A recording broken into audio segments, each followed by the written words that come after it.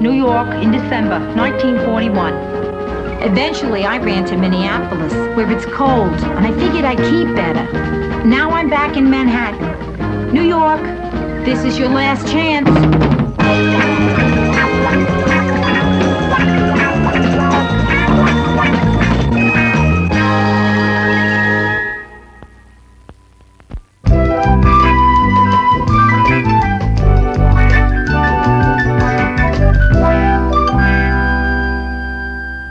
Roy, listen, I gotta do an Easter window for Martindale.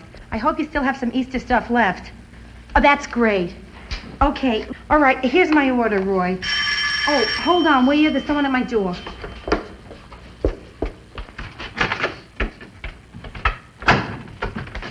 Ma! Hi, dear. I was in the neighborhood. One second, I'm on the telephone.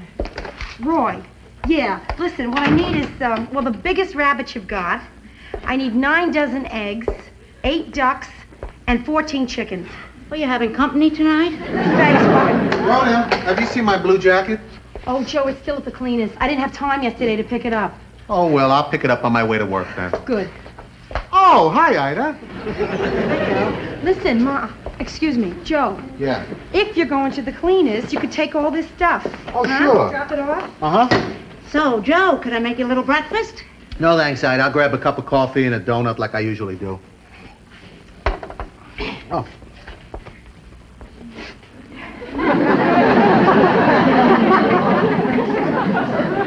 Thanks, Ida. So, Rhoda, what do you want to do about dinner, huh? Well, I don't know what time I'm going to be through. If I get home early enough, I'll throw something together. Why don't I call you at your office and let you know? That's fine. All right. Okay. Bye now. Okay. You got it? Okay. Oh, I forgot to make lunch. What? I'll grab it on the way. Oh, all right. Here. Here you go. Right. Bye. Take care. Bye. Oh, that Joe is such a doll. Yeah. It's too bad you're going to lose him. What? Rhoda, are you blind? Don't you see what's happening? I mean, the man doesn't take out the laundry, the woman does. Gee, I must have missed that in the wife's handbook. You let him race out of here without any breakfast, then you say maybe you'll be able to throw something together for dinner, and he says he's going to grab something for lunch. I'll tell you what he's going to grab, Rhoda. Another woman. A chick, Rhoda. A chick that'll cook, clean, and take out the laundry. Ma, are you threatening to take Joe away from me? I have been a married woman for 35 years. Yeah. How long have you been doing it? 6 months. Oh, 6 months, and look at the dirt in this place. What's it going to look like after 35 years? Oh, Ma, come on. It's not dirty. It's not dirt. It's just a little cluttered is all. Besides, I've had a terrible schedule. I've been really busy. And what are you doing here at 9 o'clock in the morning anyway? Well, I thought the two of us could spend the day together, you know, shopping, have a little lunch. Oh, that sounds nice. It really sounds lovely. But I can't. I gotta go to work. Sorry. Listen, why don't you call up Aunt Rose? Go shopping with her. Oh, no, your Aunt Rose is visiting your cousin Joyce in Chicago. Oh. She had another baby. Number 6. Oh, she stopped naming them, huh? Listen, Ma, why don't you just go shopping by yourself? Oh, no, I do that all the time.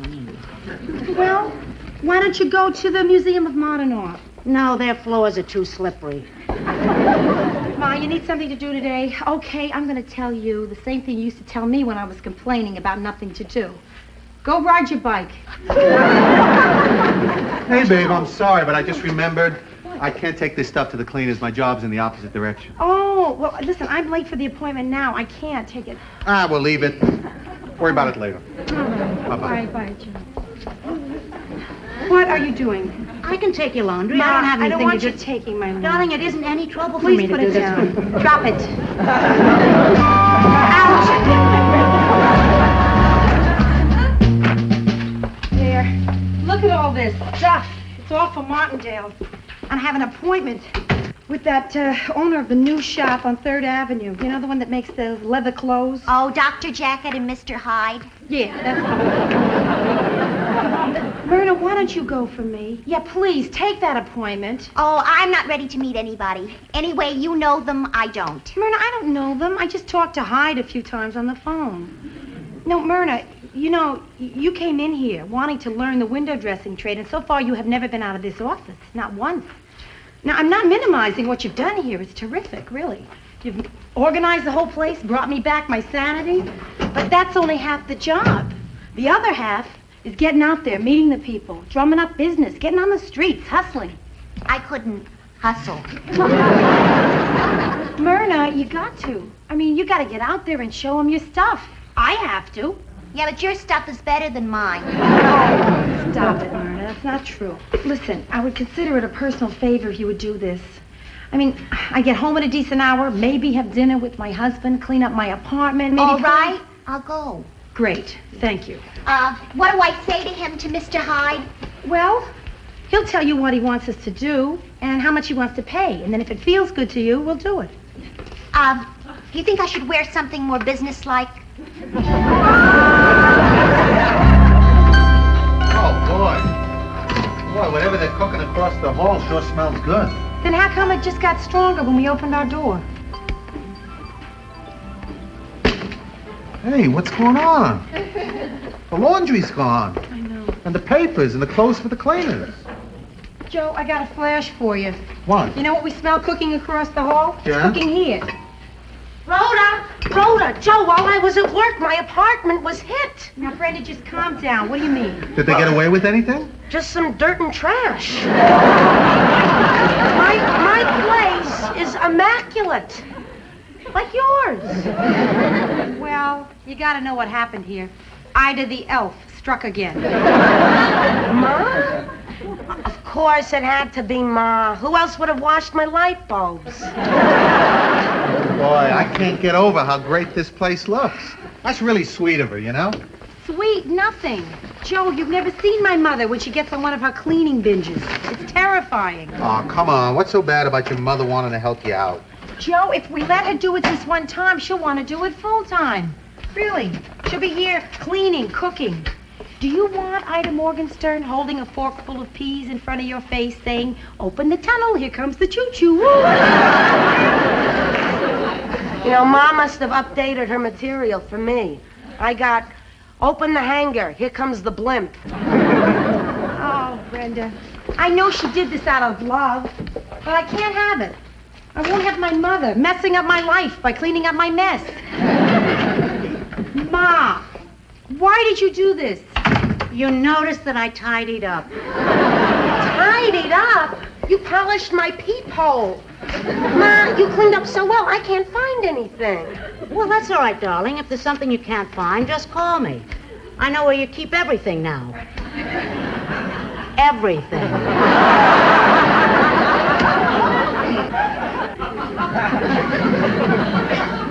Rhoda, I thought it would be a nice touch if Joe thought that you stopped and bought his favorite flower. Oh, I don't have a favorite flower, Ida. You do now, Joe. Ma, I don't want you to do this. Do you hear what I'm saying to you? I do not want you to do this ever again. I don't know what's the matter with you two girls. I really don't. I mean, all I did was drop by and give your apartments a quick going over. I cleaned your shaver. Oh, miss, don't be getting tidy with my husband. Ma, we're not children. We can take care of ourselves. Well, this from a child who didn't make her bed this morning. Ma, I was late for work, and besides, no one was going to see it. God willing. So, Joe, what do you think of my modern young women, huh? You try to do something nice for them, they don't appreciate it. You try to save a marriage, they get mad. Ma, my marriage isn't in danger. Really, the marriage vow was not till dirt do us part. Joe, please tell her. Well, she's right, Ida. Oh, come on, Joe. You can level with me. You know Rhoda's working so hard that she doesn't get to do all the things that a good wife should do. And it's eating you up inside. No, Ida, really it isn't. I'm really glad about Rhoda's career. You see, it's something very special. It's what makes her more interesting. If she was just content to, I don't know, stay home and do housework, wouldn't be Rhoda. I don't think I would have married her. I see. So in other words, what you're saying is, I'm dull. No, I didn't say that. Did you say no? Just a second now. This is something I'd like to get straightened out. I am not the kind of woman you would pick to marry, right? Oh, Well, I mean... Ma, you can't make Joe answer a question like that. All right. Just go back up to the Bronx and do what I do best. Bore your father. Please. Ma, here, let me help I'm you gonna with need this. any help. Well, no, Leave me Ma. alone. Listen, it's knotted. I'll get a pair of scissors. I don't want you to help me get any knots Ma, out. you're fumbling. Come on, Ma. Would you stop? I don't want you. Now stop it, you two. If you'll hold still, I'll just cut. I don't need you to get me out of this. Now, where is she going to find a knotsmith open this time of night?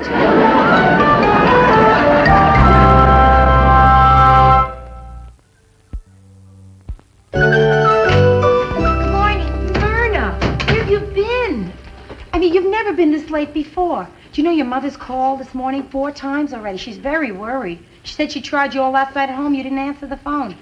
Where were you? Let me put it this way. We got the job. Myrna, did you? No, you didn't. You Dr. couldn't- Jacket and Mr. Hyde is ours. No, Myrna, the day is past, thank God, where a woman has to do this kind of thing to get work. I mean, listen to me now, this is important. I never want you to do this again, okay? Okay. Okay. But what if he's nice? Dr. Jacket is nice? Mr. Hyde. His real name is Ozzie. Ozzie Drexler. And he's not at all what you think, Rhoda. He has a very tasteful pad. Oh. Well, listen, maybe I jumped to conclusions here. I mean, but gosh, anybody that calls himself Mr. Hyde, I mean, I pictured an all suede apartment, you know? Oh, it is, Rhoda. You should see it. It's a penthouse with wall-to-wall leather. Sounds terrific. Like living in a purse with a view.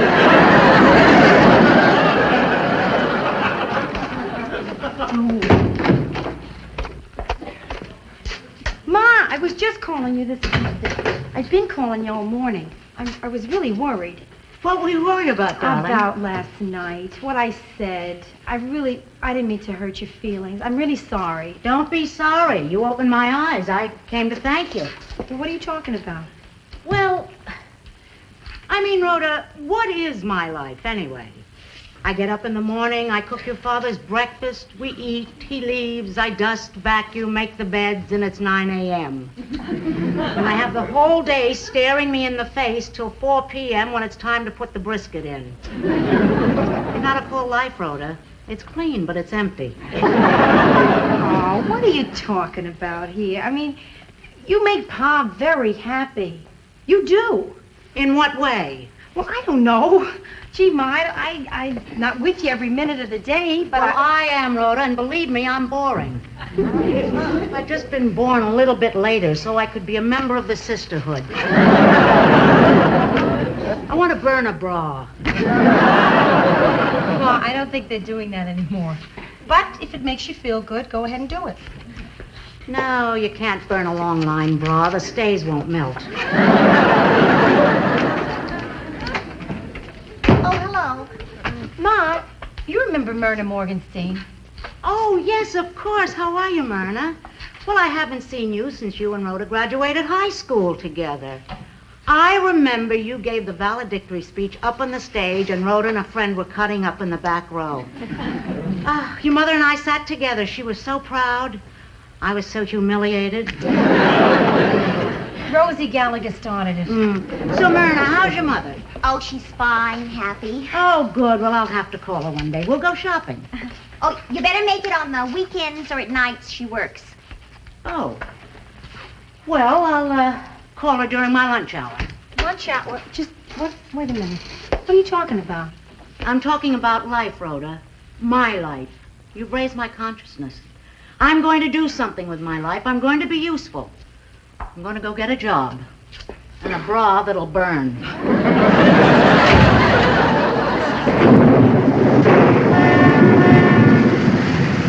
Ro, do you know if Ma's found a job yet? No, I don't know. She has. No? Yeah, I've been trying to find her something at the bank, but the only opening is for a guard. I can see her now. Gray uniform, pearls, and a gun.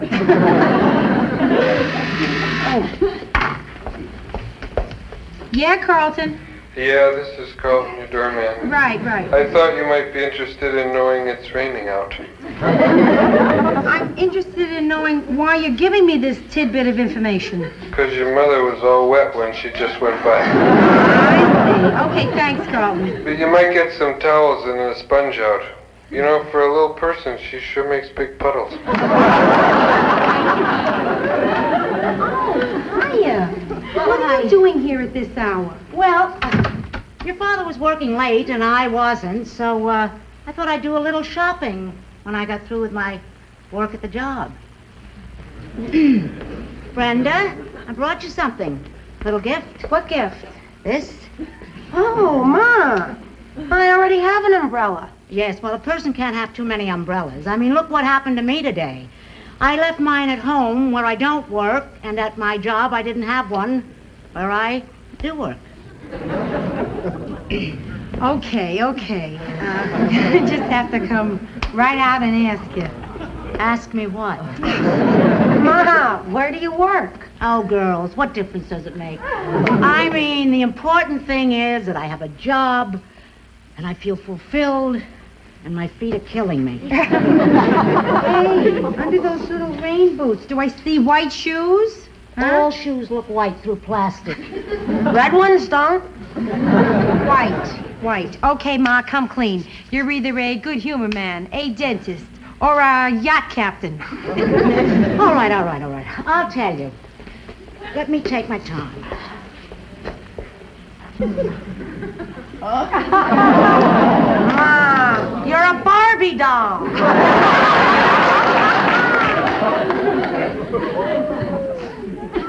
I have been spending my time at Sinai these days. Sinai, the mountain of the hospital. I am a candy striper, and I love it. I get to help the nurses, read to the patients, help serve the food. I hand out books, magazines. Oh, listen, if you have any old books or magazines, we can use them. Dee Dee. That's your badge, huh? Oh, I know. Your stage name. Dee Dee is the girl I replaced. I needed something to keep my handkerchief in place. Ma, I'm sorry that I'm laughing, but every time I look at you, I mean, candy stripers are usually 16 or 17-year-old kids. That's true. Of all the girls in your group, you're probably the only one who doesn't have a date to the prom. Are you through with your little jokes? Oh, Ma, come on. Listen, Ma, this is really cute. It is. It's very sweet what you're doing. Yeah, it's adorable, Ma. It is not cute, and it is not adorable. It's my job, my career. I'm sorry I can't be a nuclear physicist for you two. Come on, Ma, listen. Nothing I do satisfies you, does it? Well, it's just too bad because this is my career. Ma, please. Brenda, you going out tonight? No. Can I borrow your umbrella? Oh, Ma, we're sorry, Ma. Oh, Ro. I think we just hurt Dee Dee's feelings.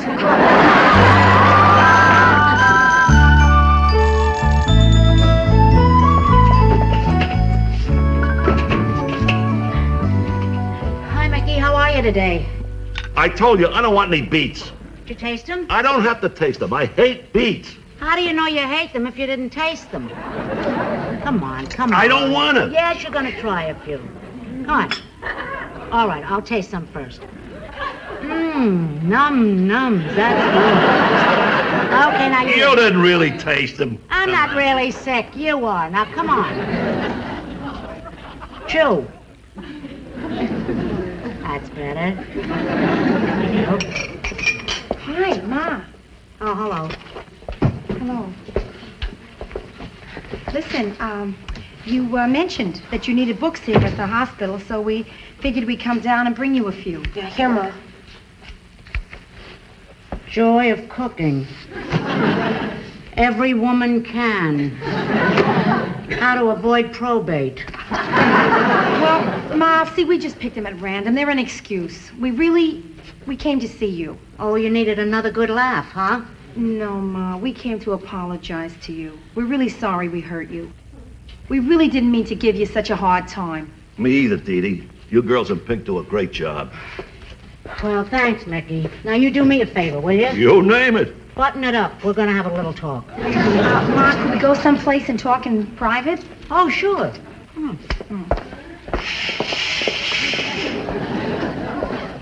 Look, Ma, we think it's really sweet of you to be doing something like this. Well, don't make me sound so noble. I'm going to tell you both something I've never told anybody in my life, including your father.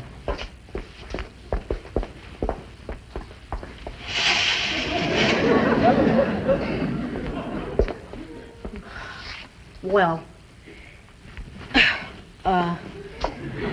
when I was in high school,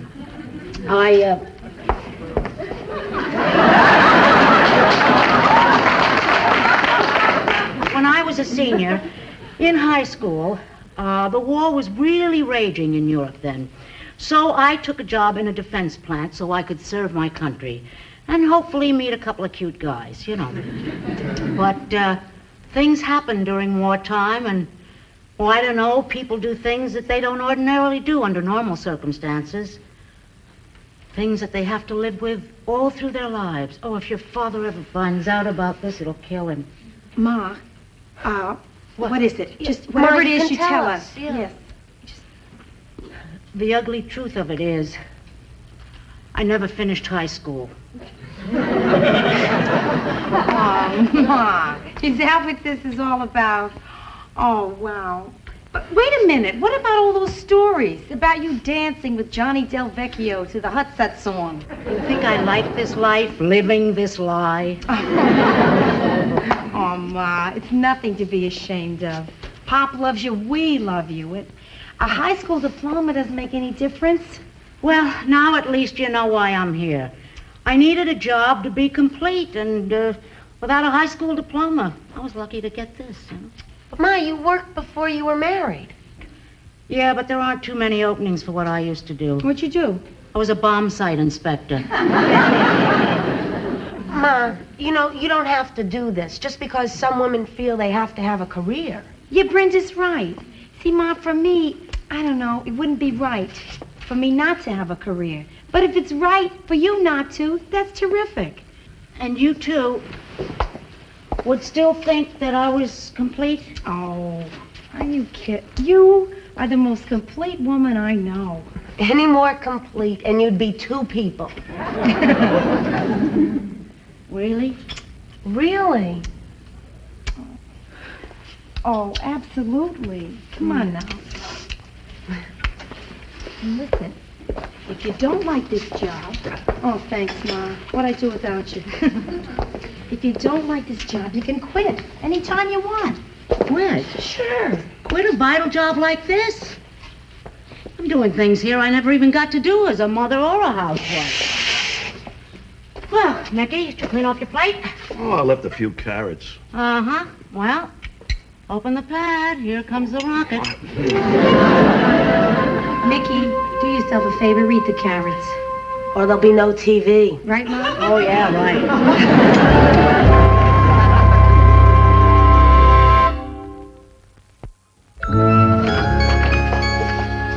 Hi, Rhoda. Hiya, Ma. What are you doing with all the books? You going to medical school? No, high school, nights. I mean, I can't be a candy striper forever. Anyway, I've got ambitions. And I only need 3 classes to get my diploma. Latin, American history, and gym. Terrific. Hello, everybody. Hi. Hi, Myrna. Wow, Myrna, that's very, leathery. Ozzy gave it to me. Gee, I like that a lot. You think you could get me one? Are you kidding? I could get you a dozen.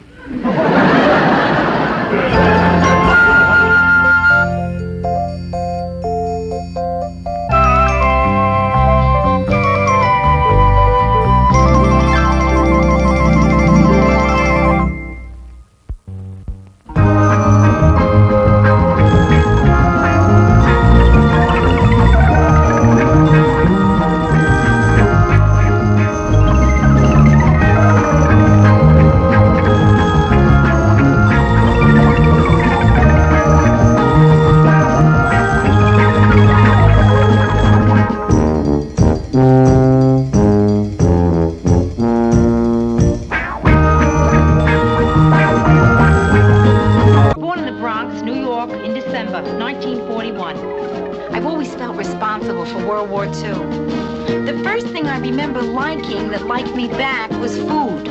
I had a bad puberty. It lasted 17 years. I'm a high school graduate. I went to art school. My entrance exam was on a book of matches. I decided to move out of the house when I was 24. My mother still refers to this as the time I ran away from home. Eventually, I ran to Minneapolis, where it's cold, and I figured I'd keep better. Now I'm back in Manhattan. New York, this is your last chance.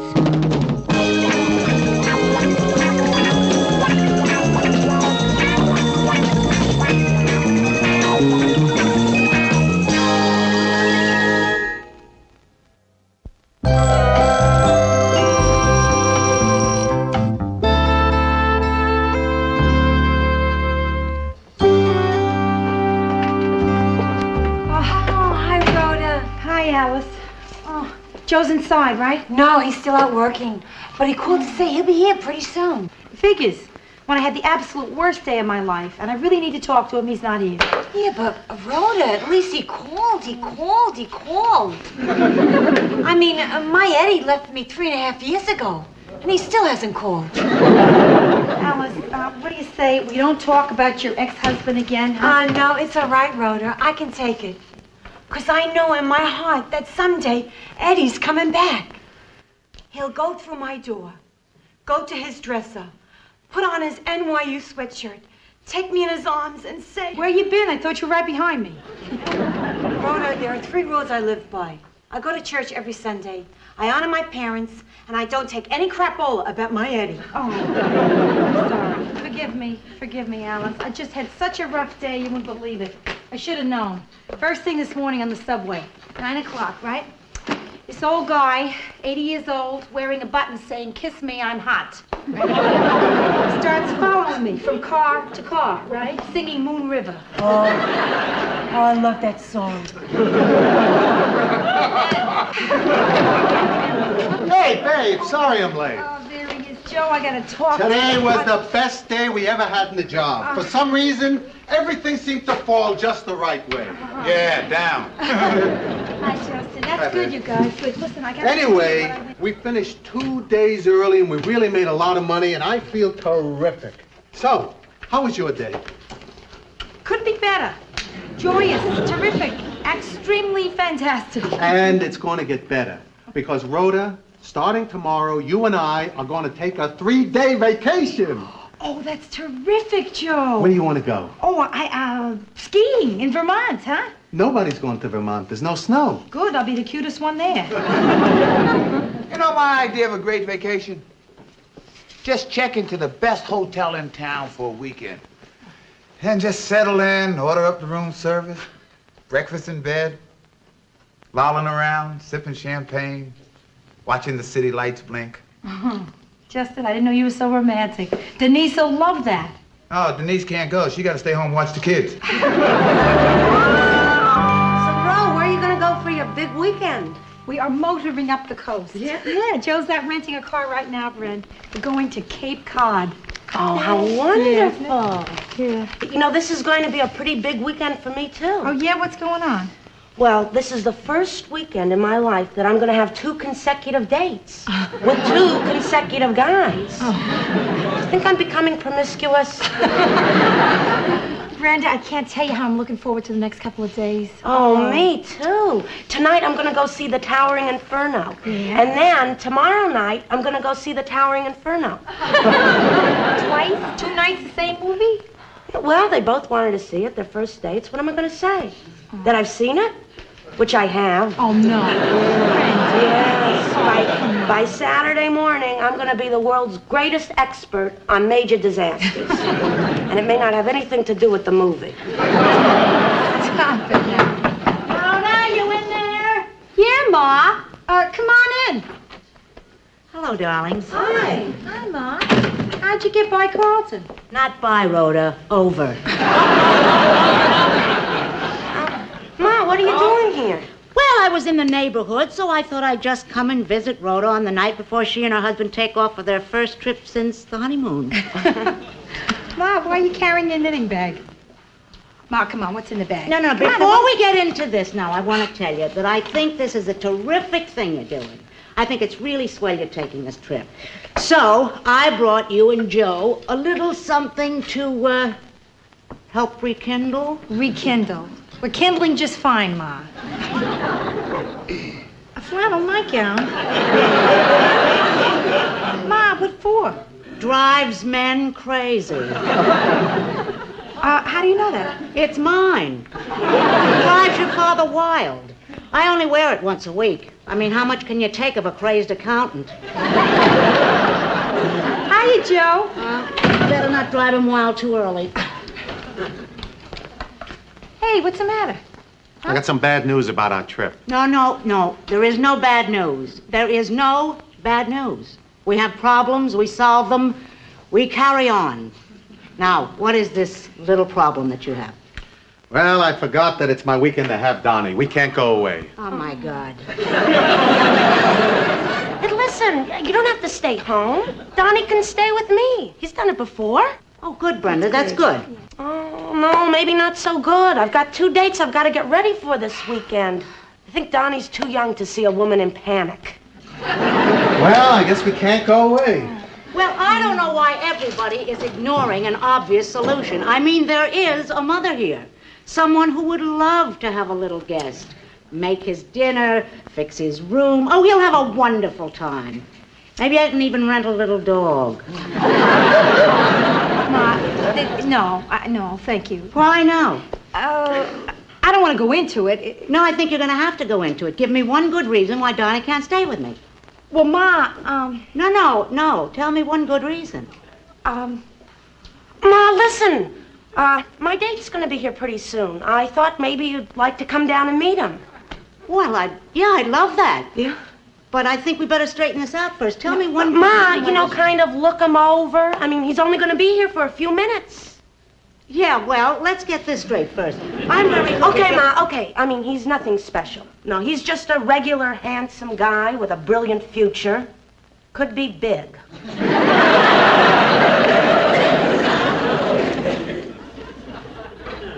I'll tell you what, when you two get this figured out in your minds, give me a buzz. I'll be down at her.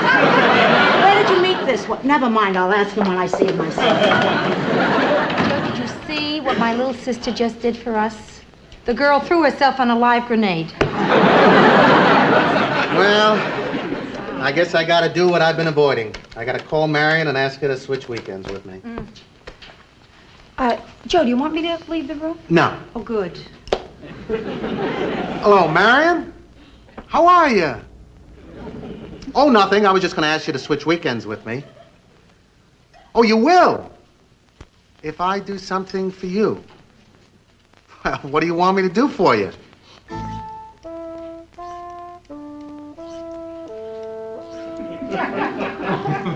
Rhoda, do you take shorthand?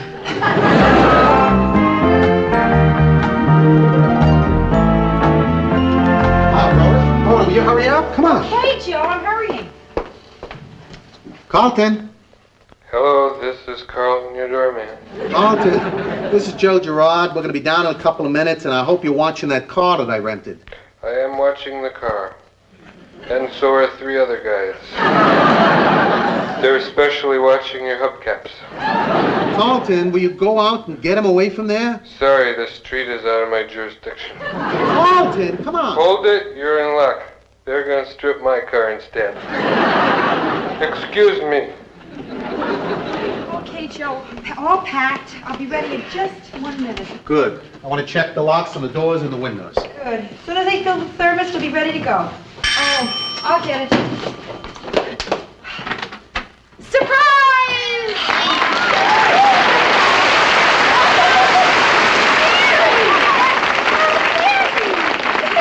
What are you here for? The weekend.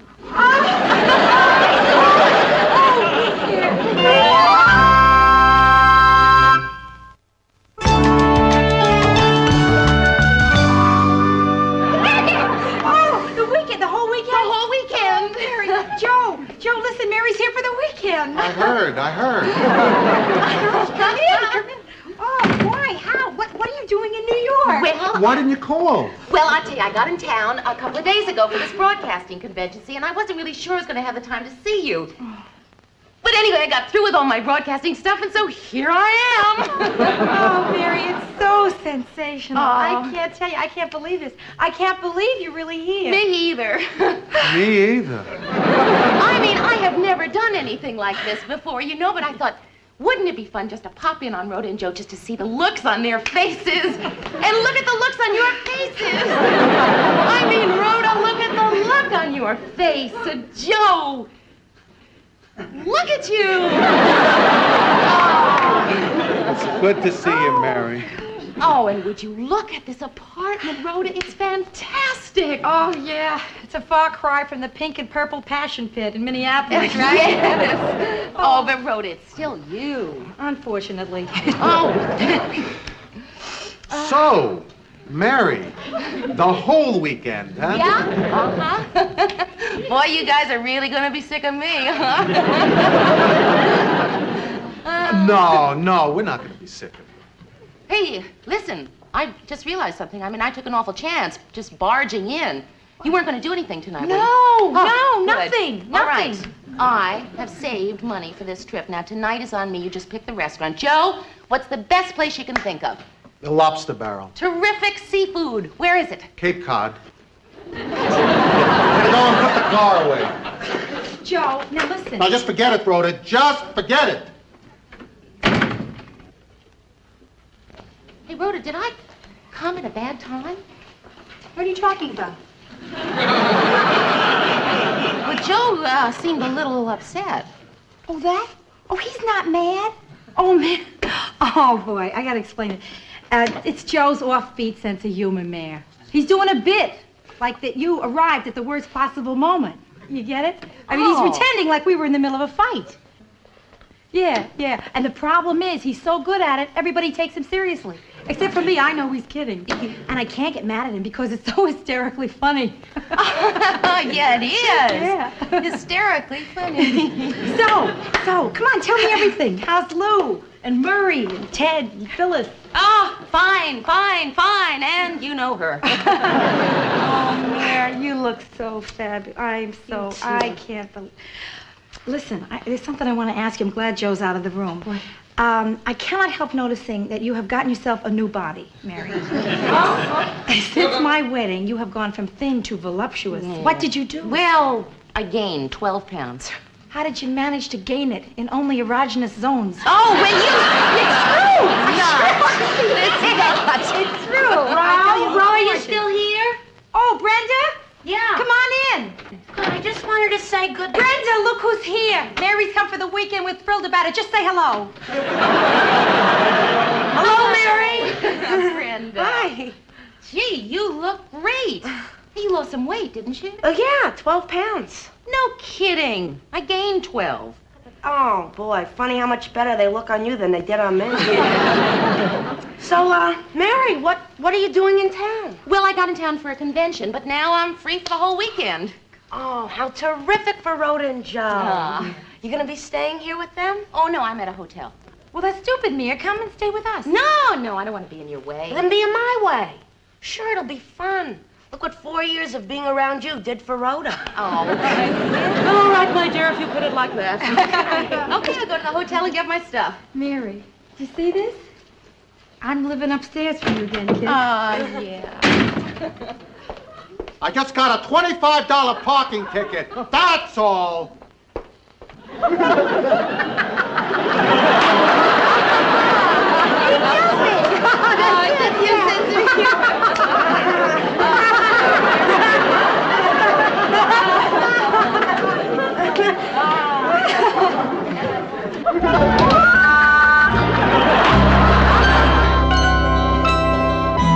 You know, if we would have left 10 minutes earlier, we would have missed Mary and been on our way to Cape Cod right now. And if you hadn't overslept, we could have left an hour earlier. Hey, don't pick on me. If you would have told Mary, we would have been on our way now, Rhoda. Why didn't you tell Mary? Joe, I couldn't tell Mary that she ruined our weekend plans. Do you know how she'd react if she knew that? Oh, Rhoda, come on. Joe, I'm serious. She'd be eaten up by guilt. She'd go off the deep end. Yeah, start drowning her sorrows in milk and fig Newtons. Let her hair snag. Start saying things like, get out of my way, and oh, yeah. Oh, Rhoda. And it wouldn't end there, Joe. I mean, a couple of months go by, Mary would be a derelict. Sure, she'd be drinking beer, playing darts with the boys. Calling Lou. Wearing sweaters with fuzzballs. Do you want that on your conscience, Joseph Gerard? Because I don't. No, sir. What I do want is for you to tell Mary that we have plans for the weekend. I can't. If you can't tell her, then I will. No, nobody's going to tell her anything. Now, come on, Joe. We're tougher. We can take it. Rhoda, I want to go away this weekend with my wife. Oh, don't start using my wife like that. Oh, you know, I want to scream when you use wife like that. Use wife like what? What are we talking about here? You know what we're talking about. We're talking about that possession thing, my wife. Wait a minute. Are you telling me what words I can use? I'm telling you something that drives me up the wall. Because I don't like people to tell me what words to use, particularly my wife.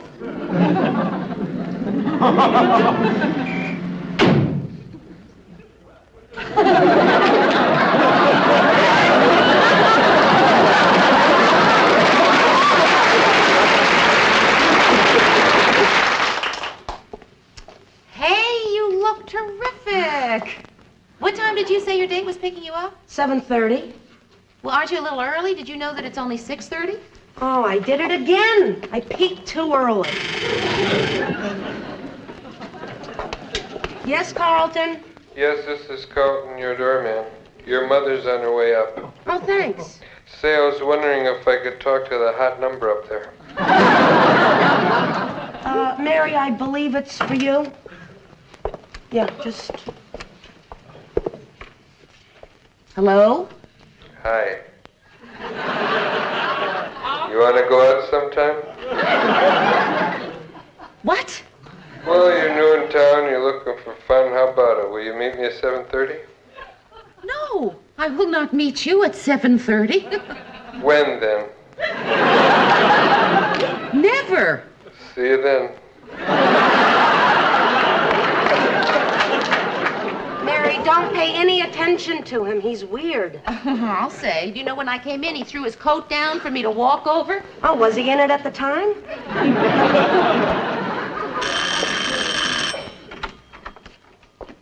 Mary. Mrs. Morgenstern. It is wonderful to Good see to you. see you.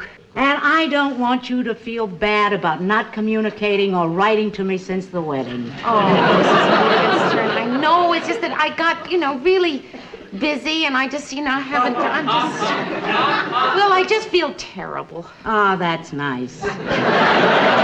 Brenda, I'd like to speak to Mary alone. Ma, did it ever occur to you that you just walked into my house and ordered me out without even a please excuse me? Brenda, what are you doing? Showing off in front of Mary? Ma, I'm right. Aren't I right? She does have a point, Mrs. Morgenstern. You've put on a few pounds, haven't you?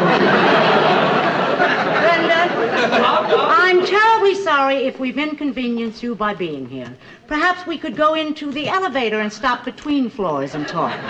Congratulations, Ma. You just made me feel like an intruder in my own house. Oh, don't be silly, Brenda. This is your home, and I'm just a guest. Yeah.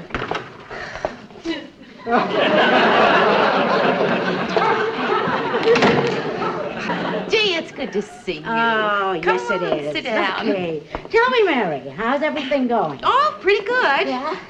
I'm a producer now. Of course, I'm doing pretty much the same stuff I did when I was just the associate producer, but still. I really love it, I do. I love the sound of it. Mary Richards, producer. You're wrecking Rhoda's marriage.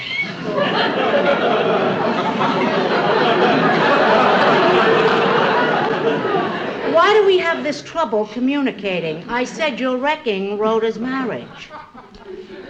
How am I doing this? Well, I can't tell you because everybody has made me promise I wouldn't say anything to you.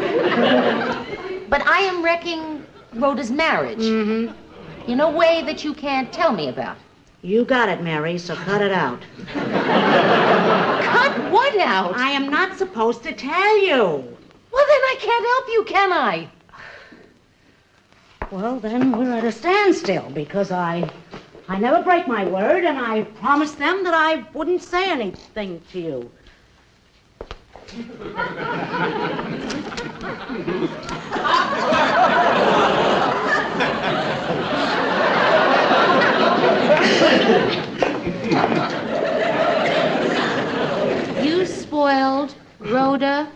Joe's vay. Saturday. I spoiled Rhoda and Joe's vay. K. Vacay. What? Vacay. Shun. Shun. Vacation. Vacation. I spoiled Rhoda and Joe's vacation! I did.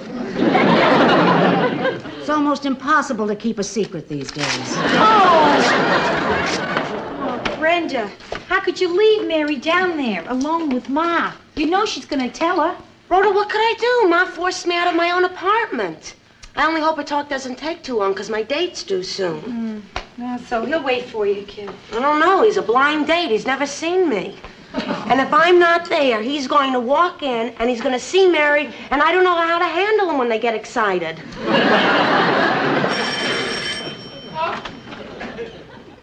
Rhoda! Hi, Matt. Rhoda, there is something terrible going on here. My date must be here. Damn it, Rhoda, I thought you and I were best friends. We are, man. Then why didn't you tell me that you and Joe were going away on a vacation? Vacation?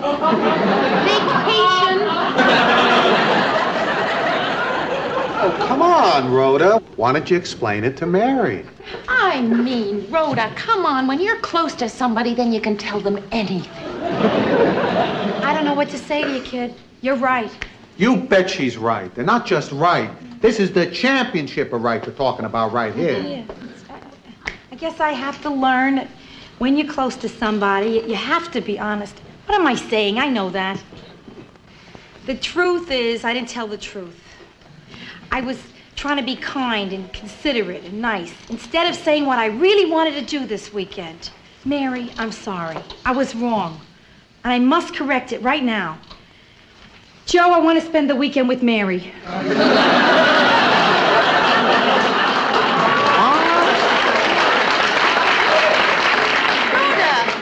You're supposed to go with Joe. Joe, listen, I know this isn't terrific for you to hear, but I see you all the time, and I never get to see Mary. I'm sorry I didn't tell you before. I was afraid. I mean, but we can have a weekend together anytime, and who knows when I'll see Mary again. Okay, Rhoda, I'm going downstairs. I'm going to catch the first plane back to Minneapolis. No, you're Joe, not. I am No, don't be sorry, Joe. You understand this, don't you understand? Why couldn't you have told me this morning? You would have understood? No, I would have been mad as hell, but I've been over it by now. I'm going out for a while. Joe, are you okay? I don't know what I am. I'll see you in a while.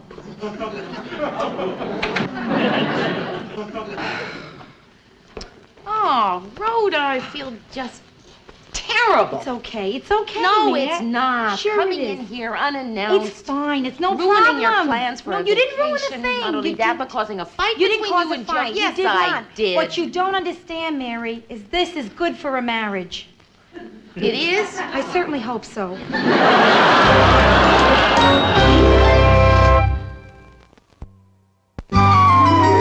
Hey, you know, this is going to be a fun weekend after all. Donnie and I haven't been fishing in over a year. Oh, Joe, say hello to Donnie for me, will you? And listen, you.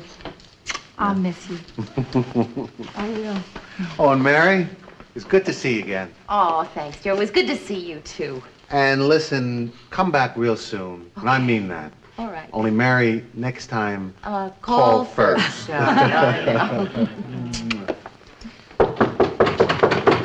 is it? This is Carlton at your door.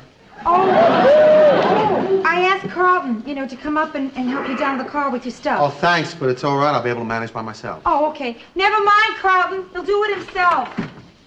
You know, this is the first time I've ever seen your apartment. Would you like to come in? Is there a tip in it for me? No.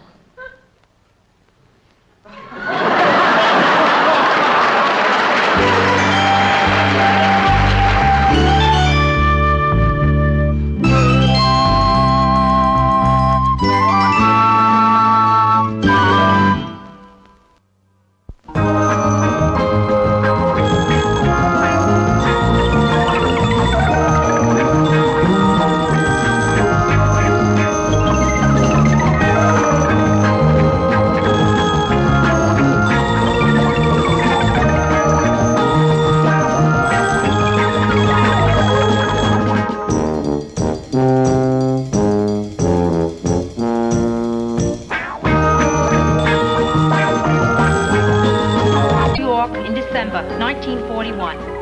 I've always felt responsible for World War II. The first thing I remember liking that liked me back was food.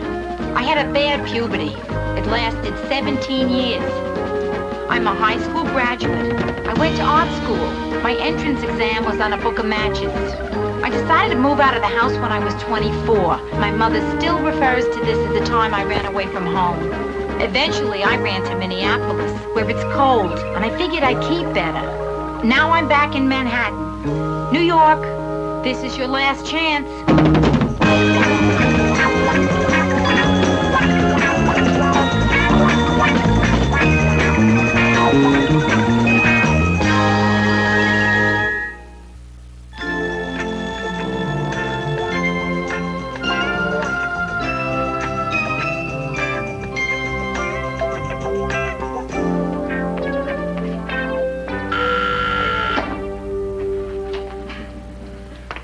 Who is it? This is Carlton, your doorman. Yes, I recognize your slur. There's a lady down here, says she's your sister, but you don't look anything like her. Don't remind me. Send her up. Okay, but I'm not responsible.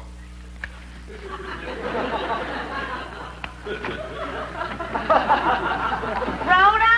Rhoda, I'm over here. There you are. Here, I got it. No, it's all right. What are you doing? No, it's not heavy. Oh, Brenda.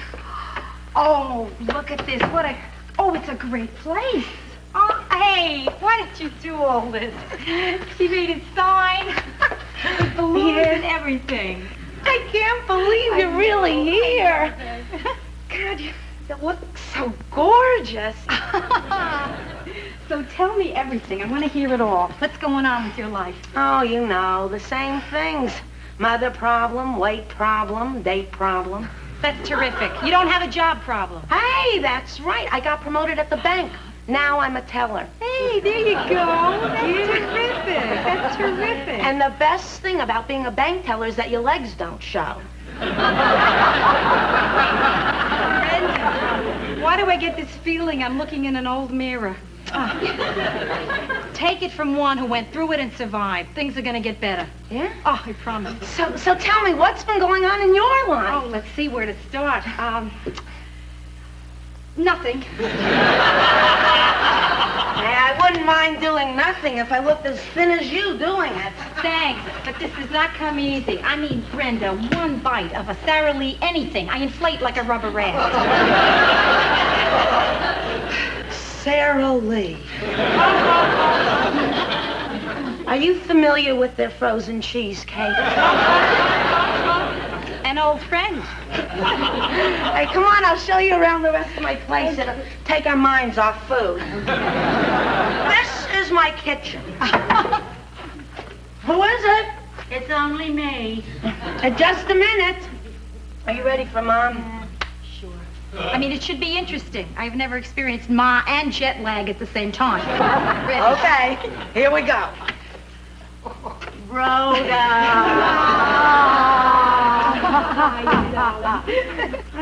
So how come you're not wearing a bra?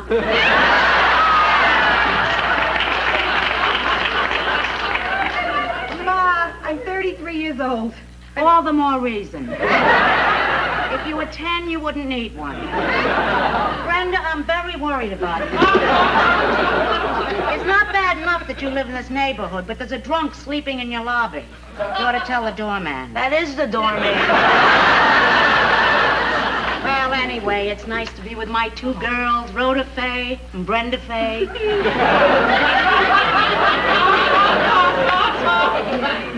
You know, Ma, I always wondered, if you like the name Fay so much, why don't you just name one of us Fay? I didn't like it that much. Listen, I know you have a lot of things to do, so you can see the family at your convenience. Well, 6:30 tomorrow. Archie, tomorrow, Listen, you don't have to give me an answer now. I mean, it's not that important. Okay. Just let me know in enough time to cancel the caterers. Rhoda, it's some guy for you. Yeah, who knows I'm here? Hello. Yes, it is. Who's this? Stephen? I know a lot of Stevens. Stephen who? Stephen Schlossberg? I know a lot of Stephen Schlossbergs. Which gives you some idea of the kind of life I've had. Stephen, where did you get my number? What do you mean she told you not to tell?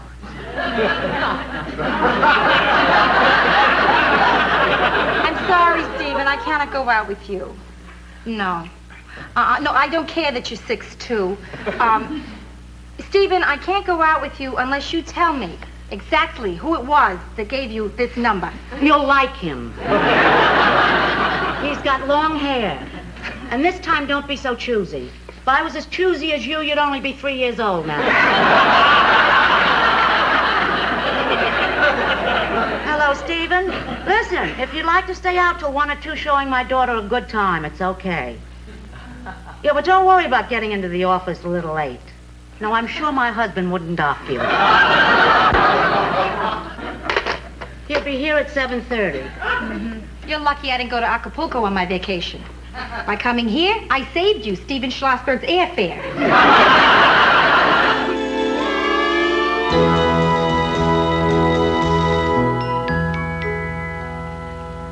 That's amazing. Do you realize you've been putting on makeup for an hour and you don't look like you have any makeup on? Yeah, that's the whole point. It's a natural look. The more you put on, the more natural you look. How do you know when to stop? Well, when you look like Alice Cooper, you went too far. There. I feel I ought to sign this or something. So, Gwen, you sure you're going to be okay tonight? Sure, I babysit every Saturday night. Yeah? What happens when you have a date? So far, that problem hasn't come up. Oh, Brenda, come on. Believe me, it's all going to work out. Now, listen, tell me, where are you babysitting tonight? Maybe Stephen and I can give you a lift. I don't need it. The father brings the kid over here. Oh. Hey, wait till you meet him. Really sexy. Yeah? He's the kind of guy, you know, under his suit, there's this great chest with a medallion on it. I've been telling him a lot about you. I think he'd go out with you. Thanks a lot for the offer. I appreciate it, Brent. But I draw the line at married guys with medallions. Double line for married with children. Hey, he's divorced. No line. I think you'll like him. He's really nice. Good sense of humor, gentle, sensitive. Yeah, what does he do? He demolishes buildings. He owns a wrecking company. Good for him. I guess he looks at New York as one big job.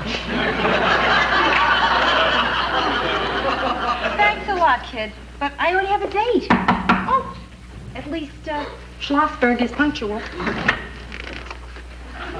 Steve? No, this is Donnie. He's for me. Hey, Donnie. Steve. No. Hey, don't run away from me. Now, you gotta face up to this, Donnie. You're not too old to need a babysitter. I don't need a babysitter. Oh, look. I'm going out tonight, and I want to have a great time. Now, if I'm worried about what you're doing every single minute, I won't be having a great time, will I? You understand? I don't need a babysitter. Oh, talk to him, will you? Hey, Donnie, that's Sesame Street. It's a really great show, isn't it? Hey, you don't have to talk down to him. What do you think of Meet the Press, Don? I gotta tell you something. You need a babysitter, and you got no choice. That's the way to talk to him. Hello, Linda? Yeah, listen. I'm on my way over there now, and we're late, so why don't you meet me down on the street? That's silly. What could happen to you down on the street? Uh-huh. Uh-huh. Uh-huh. Okay, I'll meet you in the lobby. A lobby, too? Isn't he, Yes, Brenda, he is. That is an exciting man. That's a very exciting man there on the phone. I wonder what's wrong with him. You want me to fix you up? Brenda, look, if I wanted to go out with him, I would just ask him myself. Wow. Good choice of word. Okay. Hello. Hi, I'm Brenda's sister, Rhoda. Just visiting here. I'm from Minneapolis. Oh, yeah, I could tell from your accent. got a good ear there. I mean, most people think I'm from St. Paul.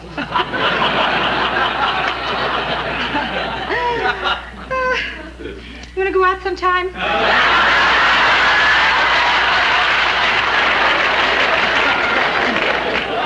Sure. The Knicks are back in town tomorrow. Do you want to go? Tomorrow? Yeah. Sure. Yeah, tomorrow's perfect. I'm not doing anything tomorrow. Tell Ma to cancel the caterers. Hey! I'll pick you up at 7. Good. Okay, Donnie, I'll see you later. And listen, if you have to go, be sure you lift up the seat. Thank you. Hey, what's your name? Joe. Okay. Wow. You are fantastic. I am really going to learn a lot from you. Brenda, I, Rhoda Morgenstern, just asked this terrific guy out, and he said sure. Oh, I thank you, Ms. Magazine. I never could have done it without you.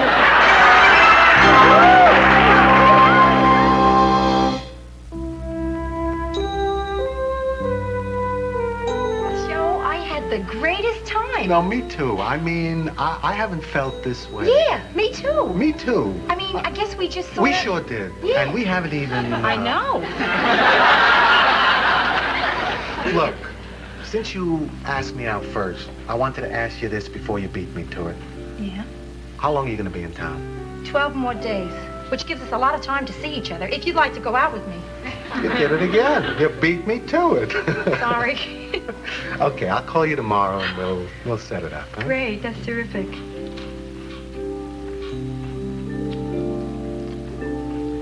Good night. Good night.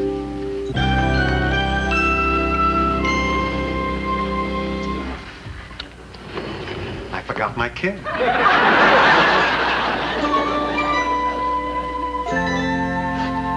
Hello, Roy. Yeah, this is Rhoda Morgenstern. Now, Roy, the reason I'm not at work this morning is because I'm still in New York. I had this terrible cold. Yeah, and I'm all stopped up. Now, the doctor said if I fly with the change in cabin pressure, something very embarrassing could happen. That's right, Roy. Never too sick to make a joke. Bye-bye. Yeah, oh, and thank you for your concern. But I don't really need it, because I just bought myself another week in New York. I know. Wait till I tell Joe, Brenda. That's great. Yeah. Hey, listen, how did I sound? Was I nasal enough? Are you kidding? You sounded so real, I think I'm catching it. It was the robe, kid. Really. I could never have sounded that sick without the feel of flannel. Yeah? Yeah, this is Carlton, your doorman. I got a short, red-headed woman down here. Says she's your mother. Should I send her out?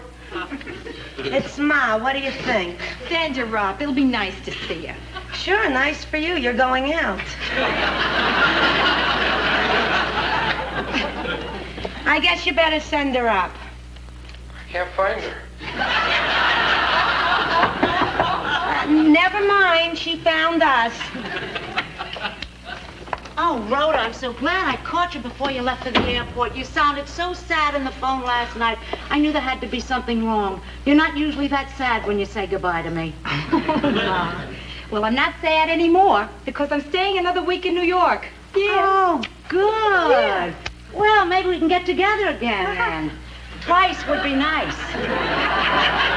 Good, Ma. Sure, we'll do it. When? Oh, Ma, let's just leave it loose, huh? I mean, we'll set it up later, I promise. I'm kind of late right now. I'm sort of in a hurry. There's someone I gotta see. Bye. It's nice having her here. Who's she seeing? A friend? Not that guy with a funny name, is it? Joe? Yeah, that's the one. It's not good for her to see the same man night after night after night. What about you and Dad? It's not good. She should be seeing other people. Oh, Ma. You complain when she's seeing one guy. You complain when she's seeing a lot of guys. You complain when she's not seeing any guys. There's just no pleasing you. Why are you talking to me like this? Like what? Like we were equal. You don't listen to me the way you used to. It's these 2 weeks with Rhoda being here that's doing it, isn't it? Oh, Ma.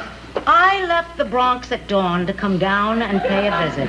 Having to get past the derelicts in the subway, in the streets, not to mention your doorman. Ma, it's not gonna work. You're not gonna make me feel guilty anymore just because you came over here. No more. All right. What if I said I'm leaving now because I have a daughter that I loved and sacrificed for all my life who doesn't want to see her mother? That would do it.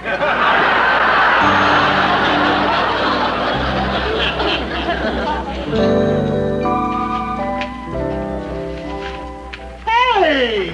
What the hell are you doing here? I'm here. How about that? Oh, but why? I mean, why aren't you in Minneapolis? I said goodbye to you last night. Boy, did you ever. So, this morning, I called in sick. What did you give her? Oh, this is Rhoda, the nice lady I was telling you about. This is Nolan Arthur, my partner. He taught me everything I know. Nice to meet you. I didn't know who to thank.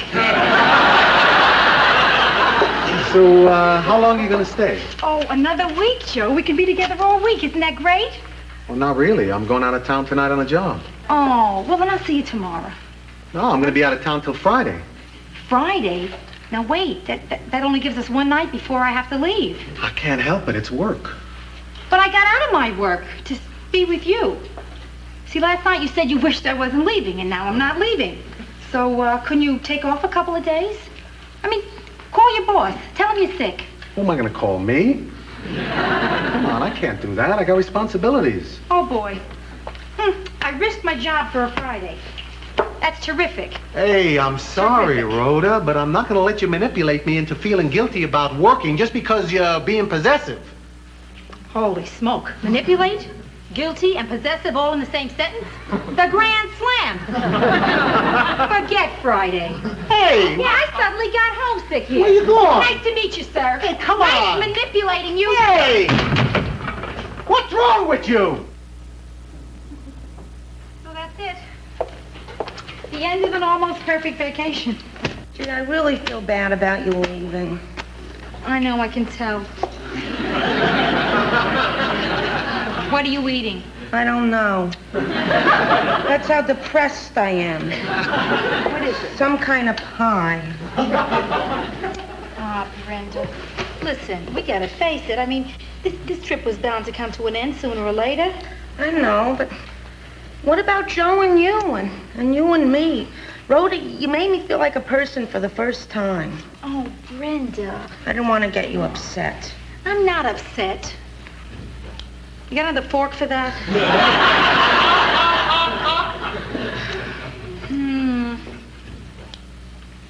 You know what? What? This is beef pot pie. A la mode. Brenda, listen, we could both sit here and eat until we're a couple of sumo wrestlers, right? That's not going to accomplish a thing. That's Ma to take me to the airport.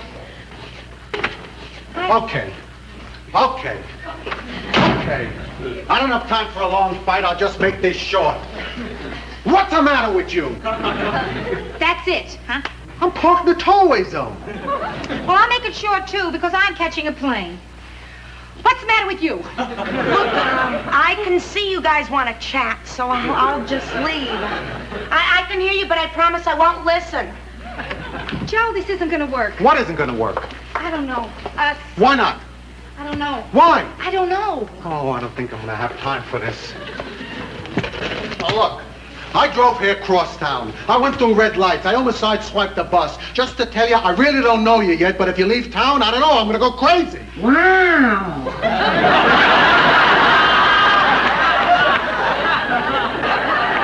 Okay, Joe, I'm going to tell you where I'm at. At your office today. I was really hurt. When you said you couldn't see me, I figured it was because you didn't want to see me. Well, I'm tired of being hurt. I really don't like being hurt. Hey, And so, if you didn't need me, you wouldn't be hurt. If I didn't need you, I wouldn't be hurt. So, in a funny way, I'm kind of glad we're hurting each other. that's crazy. I mean, that scares me when I hear that, Joe.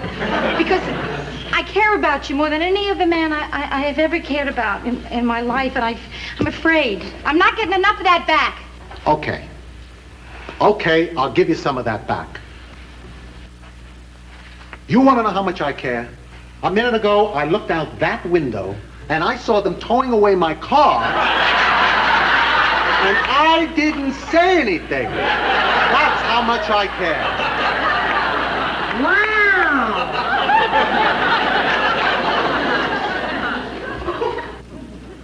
Rhoda, stay.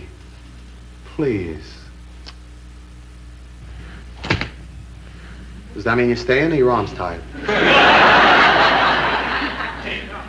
Both. Oh. You like me, huh? Okay, Joe. Now that we're straight. I mean, we are straight, aren't we? Yeah, we're straight. Okay, I got something to tell you. Yeah? I lied about them towing away my car. No, you didn't.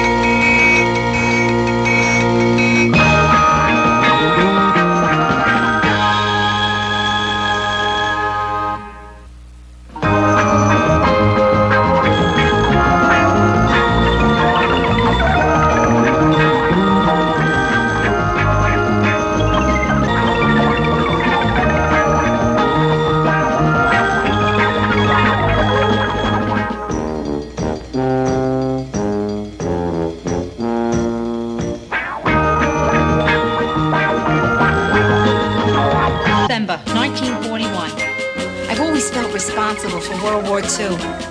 The first thing I remember liking that liked me back was food. In school, my grades were okay, mostly B's and C's, except for self-control. I had a bad puberty. It lasted 17 years. I'm a high school graduate. I went to art school. My entrance exam was on a book of matches. I decided to move out of the house when I was 24. My mother still refers to this as the time I ran away from home. Eventually, I ran to Minneapolis, where it's cold, and I figured I'd keep better. Now I'm back in Manhattan. New York, this is your last chance.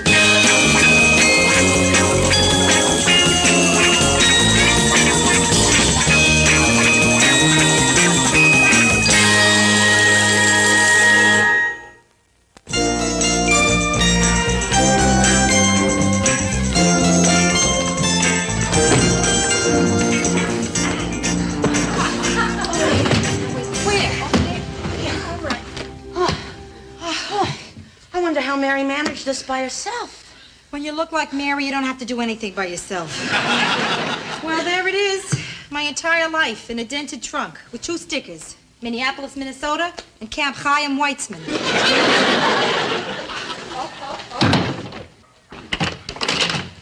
Now, if I'm lucky, Mary packed my old closet in here for me to put all this stuff in. Oh, Rhoda, this is wonderful. Can I wear this sometime? You're kidding. That's one of my oldies but uglies. But the zipper works. I blew out 3 zippers this week, and it's only Wednesday. Well, it's yours. Ah, yes, my old bathroom scale. It's broken. It only goes up to 105. I never had the heart to get it fixed. Gee, you know, my scale says 105 before I get the other leg on. 33 years old, and here's my good china. Cracked Milmac. Hey, what's that? I hope it's not the Maltese Falcon. Oh, look at this. That is so like Mary, to wrap newspapers in newspaper. Come on, Mary. I really miss you. Hey, I know how you feel. But hey, now you've got a roof over your head, a great guy, and me. What more do you need? How about a job, some money, and a drawer to put my underwear in? Brenda, where am I going to put all this stuff? Hey, no problem. There's plenty of room in the closet. How much stuff do you have? Brenda, I can't keep putting off looking for my own place. Oh, come on. Don't bring that up again. Well, hey, I love having you here. And you don't know how tough it is to find an apartment in New York. Oh, no? Listen, I remember a time when we used to read the obituaries to look for vacancies. Now, somebody coughs, you follow them around.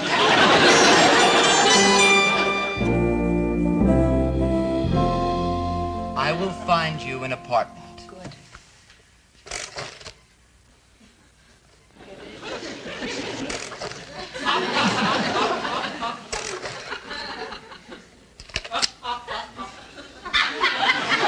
Here it is. A one-bedroom, terrace, and a nice view.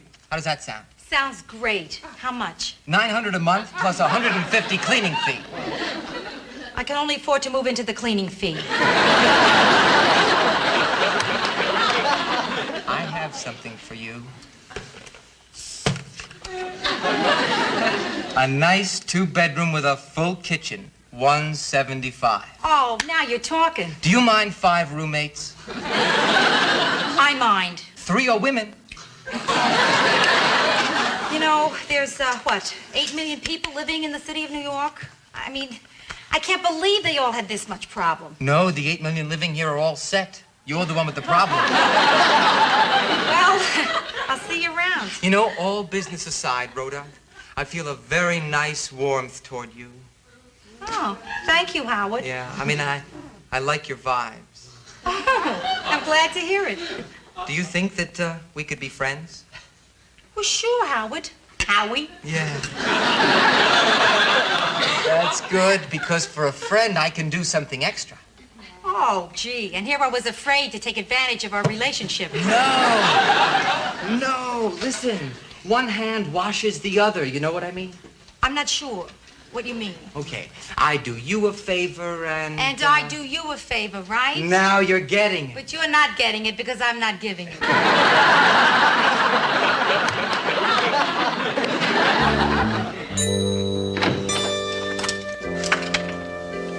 Hi. Hiya. How'd it go? Nothing. Best offer I had was, basement apartment, but I had to be the janitor's wife. What is this? What is this? 2 bedrooms, 1.5 baths, $110? No kidding. What street? Havenhurst Avenue. It's in Minneapolis. Hey, Gran, how come the place looks so, neat all of a sudden? I mean, what'd you do with the trunk? Huh? It's right here. It's our new coffee table. What happened to our old coffee table? It's in the trunk. Listen, Rhoda, I have this crummy favor to ask. If it's a problem, let me know. Sure, what is it? Well, I have this date tonight, and it's kind of special because it's not, you know, a blind date. Yeah. I mean, he's seen me already. That's wonderful. That's just wonderful. Tell me, what's he like? Oh, you know him. He's Cousin Norma's son, Lenny. A relative? Oh, don't worry, he's only a 3rd cousin. I already checked with the doctor, and there's no threat of insanity. Anyway, what I wanted to ask you was, there's a slight chance that we may come back here after... Gee, this is tough. Oh, dummy. You want me to get lost? Oh, of course. Yes, there's no problem. I got a date tonight. Anyway, with Joe. Oh, well then, hey, maybe you want me to get lost, huh? Brenda, please. This is your place. You have a date. You're entitled to some privacy. Gee, thanks, Ro. Yeah, sure. Lenny, huh? Yeah. Last time I saw him was 10 years ago. He was just starting puberty. Well, he's just about coming out of it now.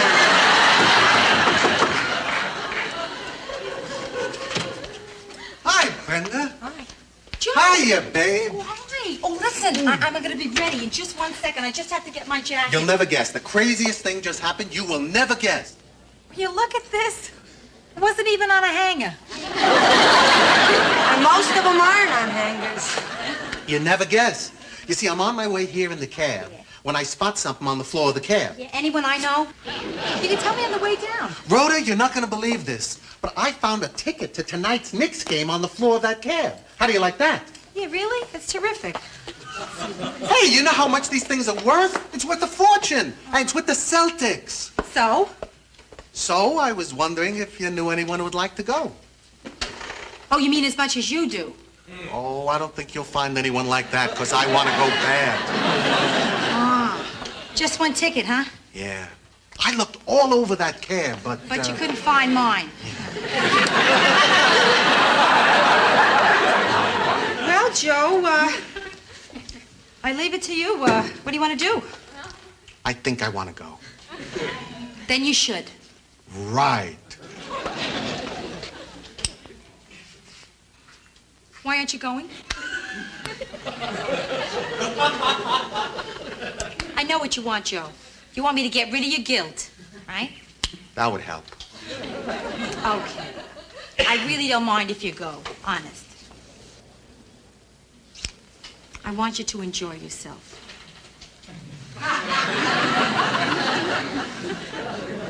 Go to the Knicks game. That got rid of my guilt. Only now I'm not sure I want to go for another reason. Come on, get out of here. Go on. The Knicks better win.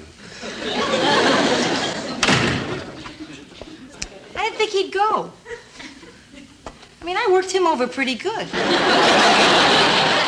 what are you gonna do now? I don't know. I guess I'll just take a hot bath, go to bed. Oh, that's right, Lenny. Oh, hey, no, that's okay. I mean, the three of us can No, go. we can't. Now, Brenda, stop. And don't worry about me. I got plenty of fun things I can do tonight. Like what? I could visit Ma. Oh, yeah, at the fun house.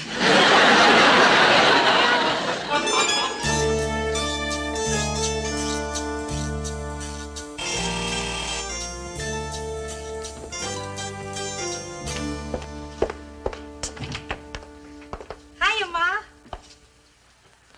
Rhoda? What you doing? What do you mean, what am I doing? What are you doing here? Well, I was just hanging around the Bronx. I thought I'd drop in.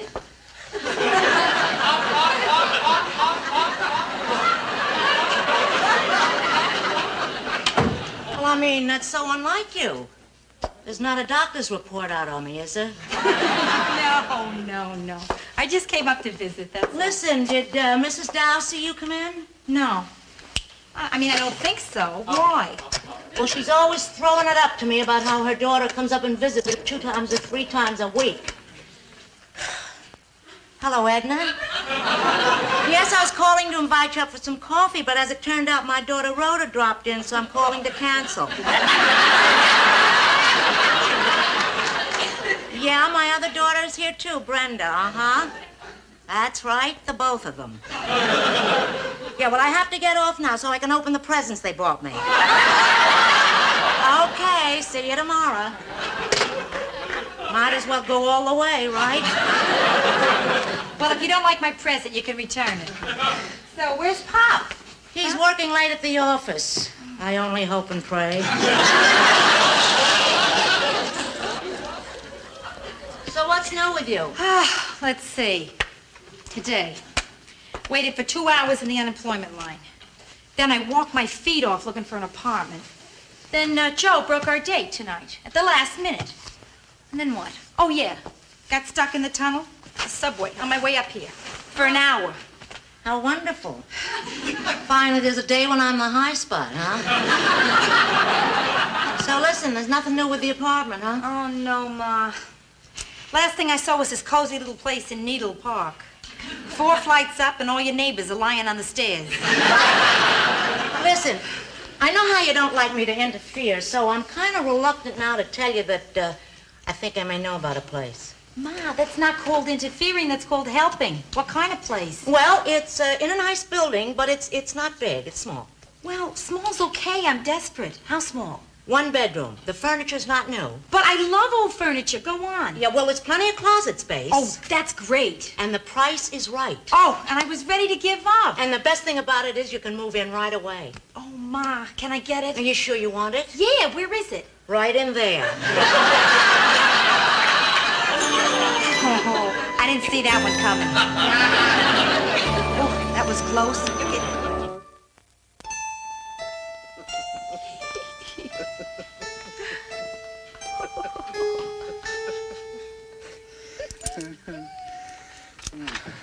Don't turn the light on. Oh, see you later. Rhoda, hang on.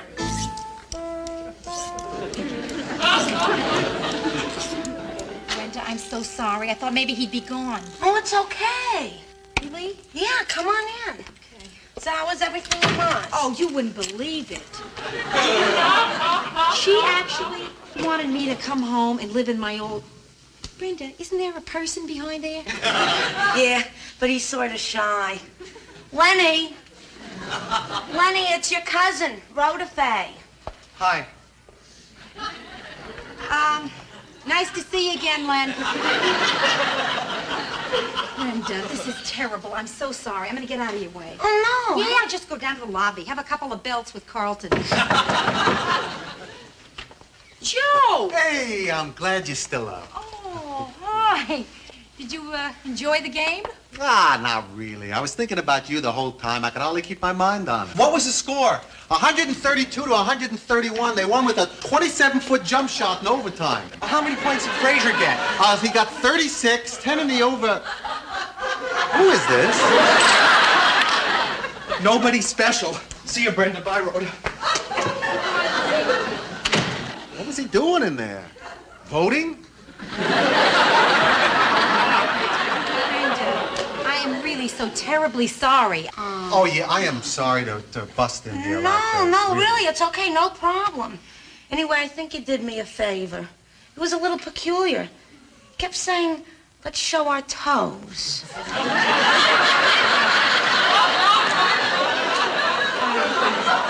Brenda, the thing is, I have got to move right away. I can't do this to you anymore. Oh, look, really, we're not in each other's way. No, really. I'll go behind the curtain so you and Joe can be alone. It's no problem. No, wait a minute. Look, you two want to talk, so I'll just go in the bathroom. No, you're not going into the bathroom. And you're not going behind any curtain. This is ridiculous. And this is a perfect example of how bad it is. Now, Brenda, listen to me. Now, listen. This is not just for you, it's for me.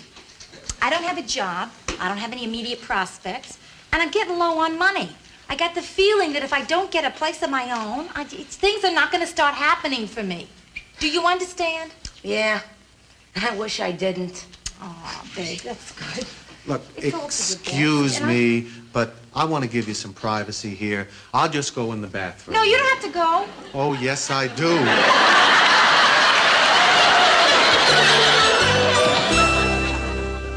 No, Mare, I'm just fine. I'm fine, honestly. It's just that things got a little cramped at Brenda's, so I took a temporary little place uptown. Uh-huh. Chicken salad sandwich and some milk for you. What? Oh, that's just room service. Who am I kidding? Mary, my address is 3517 Grand Concourse, and that chummy waitress you just heard was my mother. And if this isn't rock bottom, I don't know what is. Listen, I'm not allowed to talk on the phone until I finish my homework. So I'll talk about this later with you, okay? See you. Goodbye. Rhoda, you didn't have to get off the phone that way. I know you need your privacy, and we're going to give you all the privacy you want. You can even entertain in your room. Mom, are you actually saying that you... Yes, that's what I'm saying. Only we mustn't let him know. Him? No, your father. He's going to know anyway. What is this? It's a little snack. A snack. Looks like Cannon's lunch pail. Gee, in the old days, you could put 2 or 3 of these away in an evening. Please, don't remind me.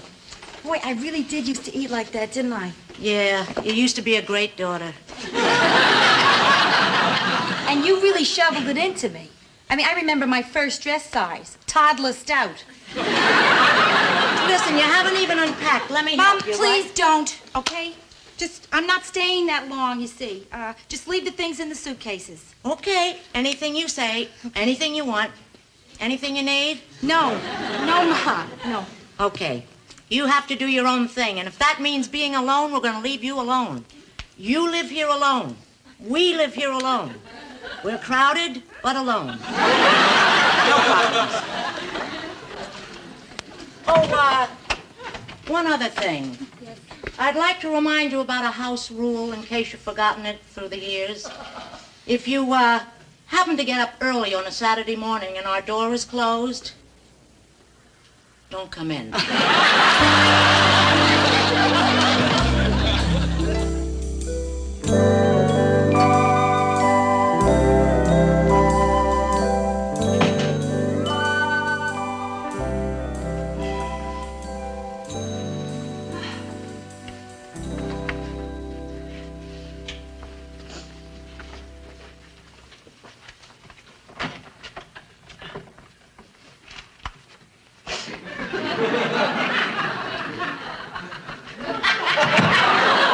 I figured you up when I saw the newspaper was gone. Oh, thanks, Ma.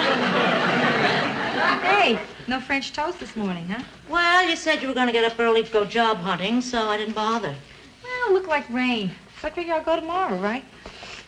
Hey, did you iron that blouse I wanted for tonight? Yeah, it's in the closet. And I took your coat to the cleaners, and the phone company said they'll be here Monday to put in your private line. Oh, that's good. Thanks. Listen, Rhoda, there's something I want to talk to you about.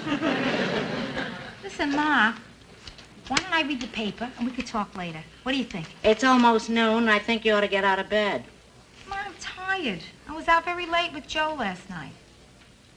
Just talking. I'm not interested in what you do all night. If at your age you haven't learned that a man doesn't buy a cow if he can get the milk for free.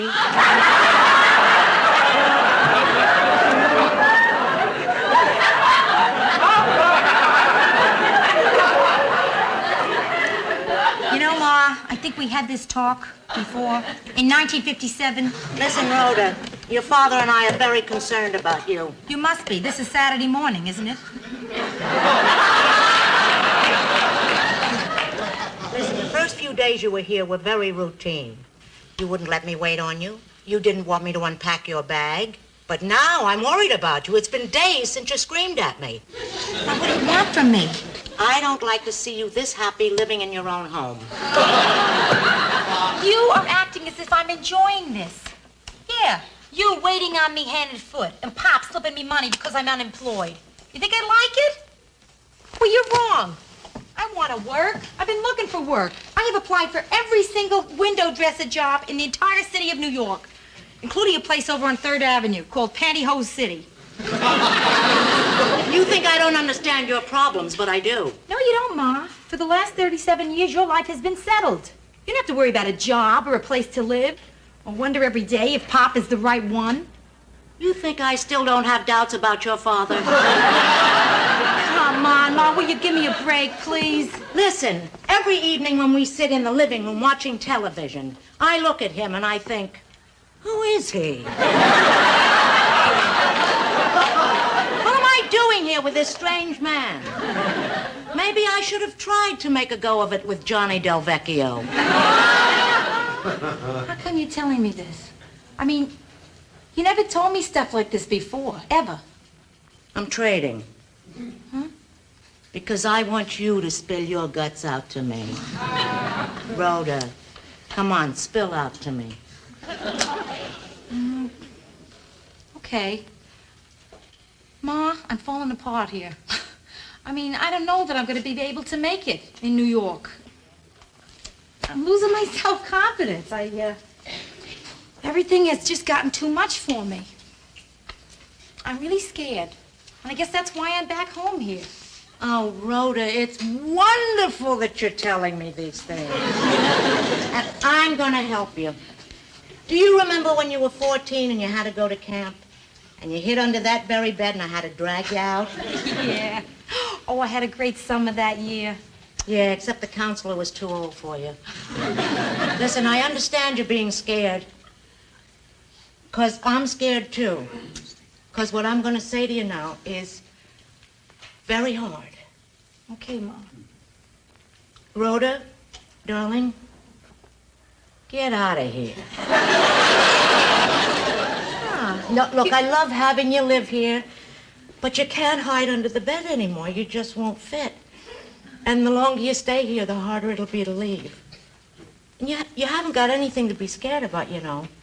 I mean, your dad and I'll be here whenever you need us. We just signed a new lease. So, Rhoda, get up. Get out, huh? Boy, Ma. You must really love me a lot to throw me out like this. I really appreciate it. Thank you. I love you. Oh, boy, it's some terrific world. You beg your kid to come and stay with you and she won't have any part of it. You throw her out and she's all over you. Come on, I'll help you pack.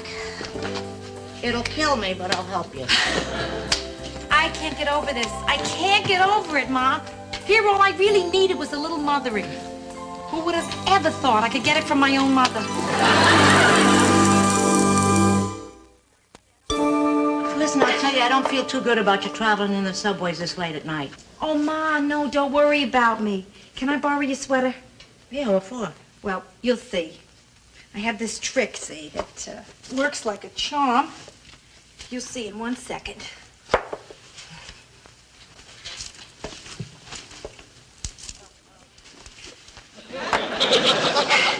Now, you see, it's safer in the subway if you don't look too sexy. Gee, that's a good tip. I'll have to remember that. Okay, bye, babe. All set. Bye, honey. See you. See you soon. Thanks.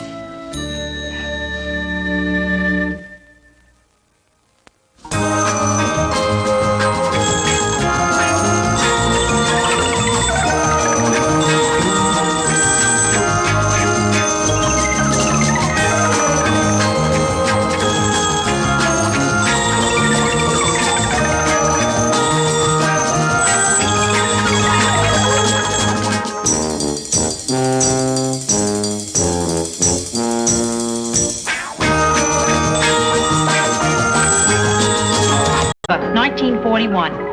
I've always felt responsible for World War II. The first thing I remember liking that liked me back was food. I had a bad puberty. It lasted 17 years. I'm a high school graduate. I went to art school. My entrance exam was on a book of matches. I decided to move out of the house when I was 24. My mother still refers to this as the time I ran away from home. Eventually, I ran to Minneapolis, where it's cold, and I figured I'd keep better. Now I'm back in Manhattan. New York, this is your last chance.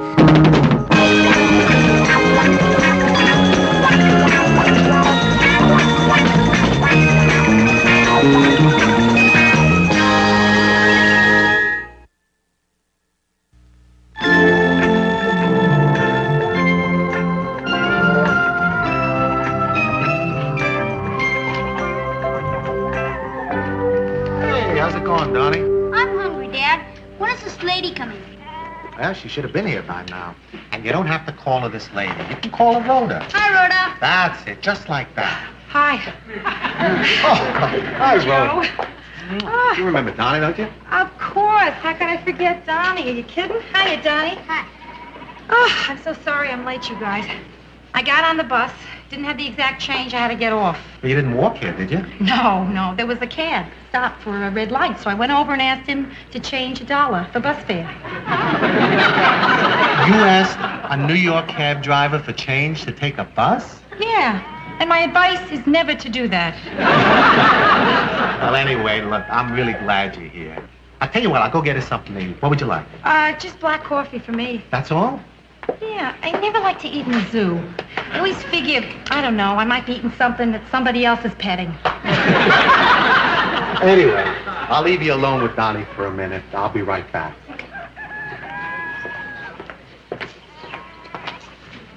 Well, So, Donnie,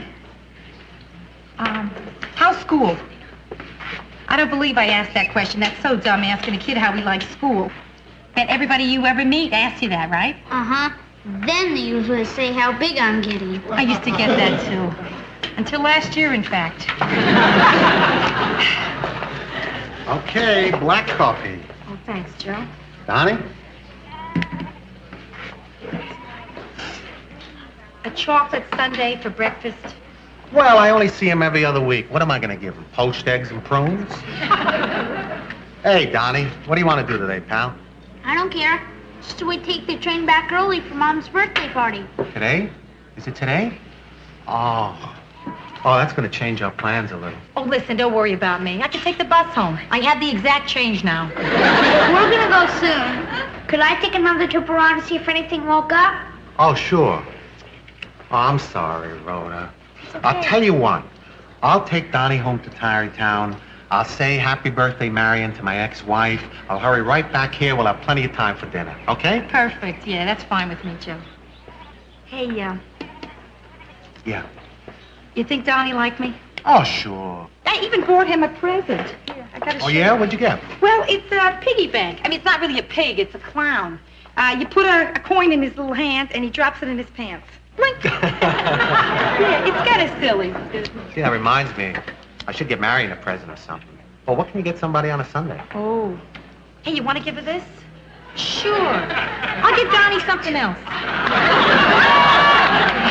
Hey, great. She'll love it. I'll be a hero. Wonderful. Possums hunt at night and eat almost any kind of animal or vegetable food. Interestingly, the opossum has the shortest gestation period What of is any that? mammal, averaging Animal 12 World. to 13 days. Brenda, could we please change it? I was already at the zoo today. The average sure about the size of That's probably Joe calling me from Tarrytown. Hello? Oh, hi, Joe. Is it really? Isn't that funny? I lost all track of time. So how is everything going, there? So the gift went over big, huh? Wonderful. What? Now, that's silly. What could you possibly tell me that I couldn't understand? Of course I understand. Yeah, I understand that, too. I understand. I don't understand. Yeah, now I understand. Sure, yeah. Well, don't worry about it, because tomorrow for lunch you'll be fine. Sure. Yeah, right. Good night, Joe. Well, Marion's birthday party is still going on. That's all. And, little Donnie is allowed to stay up later tonight. And, he wants Joe to stay there until he goes to bed. And that's the whole story. Uh-huh. Except that Joe is staying overnight there, and that's the rest of the whole story. Gee, I wonder where he's going to sleep. I don't know, Brenda. I don't know. Probably in some separate guest house. I don't know. Possibly, a room over the garage. Maybe a motel. Oh, Rhoda, I'm sorry. I shouldn't be putting these thoughts into your head. Don't worry, kiddo. I had him before you had him. Oh, Brenda, it starts out with the innocent birthday kiss. Then out comes the bottle of champagne, and then it's time to play that great American game, eye contact. Why would Joe be attracted to her? He was attracted to her once, Brenda. But if he still loves her, why did they get a divorce? Hey, wait. We're not talking about love. We're talking about sex. Please, I don't want to hear they're not the same thing. I'm still getting over the great what fun it is to be a woman hoax. Are you upset? Yeah. Then let's eat something.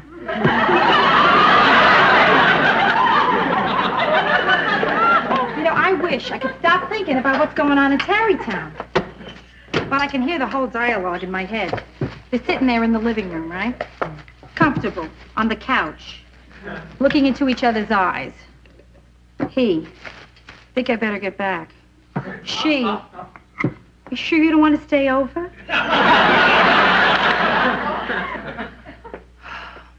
He says, wait a minute, I'll make a phone call. Then she says, good. Meanwhile, I'll slip into something more comfortable. He, but you're already wearing a negligee. She?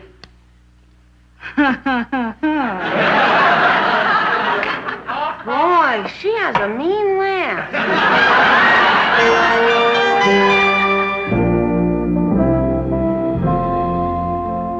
Look, Marion, we went through all this last night.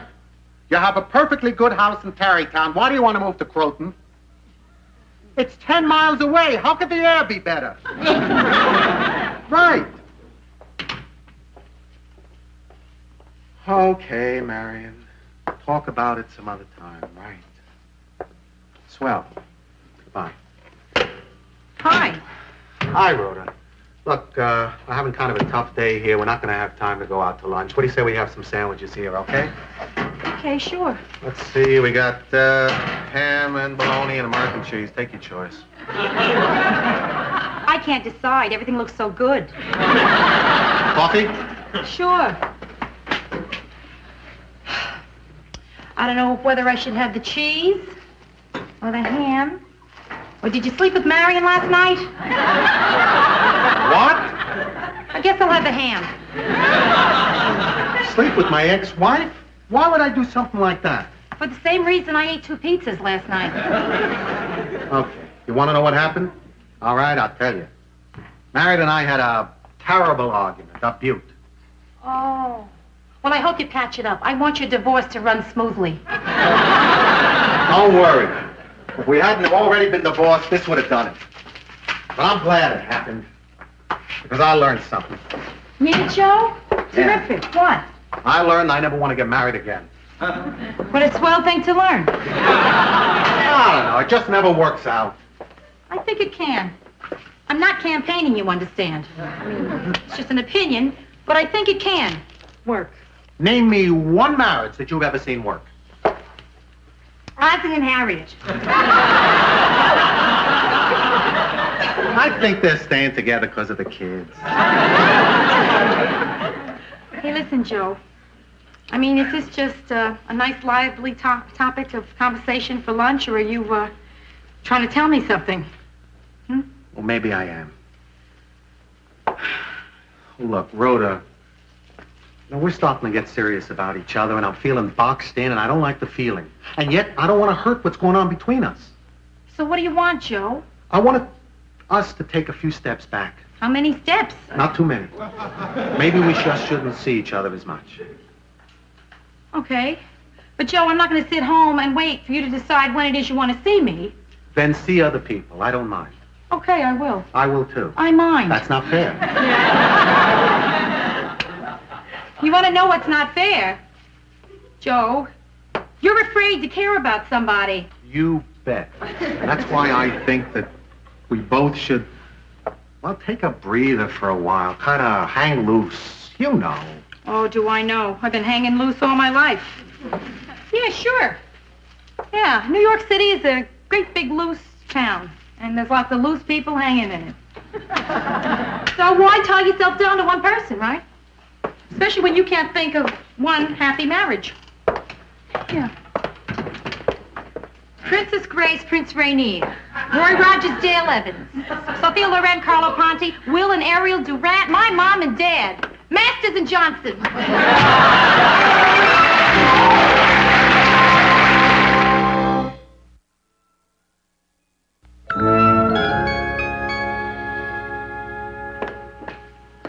When's your date coming? Ah, don't remind me. Any time now. Here I go again with the nerds. Oh. 33 years old and I'm back on the line of scrimmage. How do you know he'll be so bad? After all, Joe is different. Yeah. So I think I've had my one different. I mean, in that big dating book in the sky, Brenda, I feel that's probably all you're entitled to. Yeah, Carlton? How did you know it was me, Carl? I just took a shot. I think he just did the same. Say, there's a Stephen down here to see you. Good, Carlton. Just send him up, thank you. Okay, but I shouldn't. I'm on a break. Stephen? Close enough. Kirk Stevens, an actor I met today on an unemployment line where I was hanging loose. Oh, an actor. Yeah. Hey, what's he like? What can I tell you? He wears jeans with nail heads on them. Sort of an old youth. He doesn't sound like your type. Brenda, not my type, is exactly what I want. I mean, it doesn't make much sense to go out with a guy that you really care for, who's not serious about you, right? I mean, I want somebody that's just casual about me, so I can be casual about him. And I can be very casual about a man who wears jeans encrusted with nail heads. Gee, you know, you've got all these different kinds of relationships. Well, don't you? No, just one.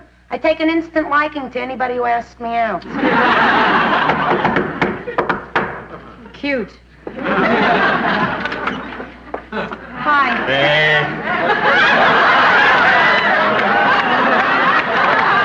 I always like to get that out of the way first. I got something I'd like to get out of the way, too. No. Beautiful. I like a girl I'm going to have trouble with. Oh, then you're going to be just crazy about me. Kirk, this is my sister, Brenda. Hey. You're an actor, huh? What have you been in? Mostly I do TV commercials. I don't ever remember seeing you. What was your last one? Well, you wouldn't have recognized me. I was about that big, and my face was all black. I was coming up out of a drain pipe. You're Mr. Grime. Hey, Rhoda, this is Mr. Grime. No kidding. That's the first time I ever found that out before a date. I don't want to rap about my commercials all night. What do you do? I work in a bank. Yeah, I did a commercial for a bank once. They just used part of me. Oh, which part? I got that. Well, it's the commercial, you know, where this guy reaches out his hand at the end and he says, "We're there when you need a helping hand." Oh, the helping hand. Yeah. Oh, yeah, I've seen that. Yeah, well, here's the part you don't see. The guy has these fat, stubby little fingers and he bites his nails. Yeah? Yeah, so the helping hand that you actually see isn't his hand. It's my hand. You're sure taking the magic out of television. You know the one where the hockey player is shaving? His face is scarred from hockey pucks. They used my cheek. Boy, it makes you wonder. Tell me, is Walter Cronkite all the same person? I got that. Well, it's 8 o'clock. We'll have some dinner and then whatever. If ever. Wait a minute. Now, in case we come back here later, what are the sleeping arrangements? They're simple. She sleeps there, I sleep here, and you don't. Anyway, I have an early audition tomorrow. I'm up for the part of Hamlet. Oh, really, Kirk? Which part of Hamlet?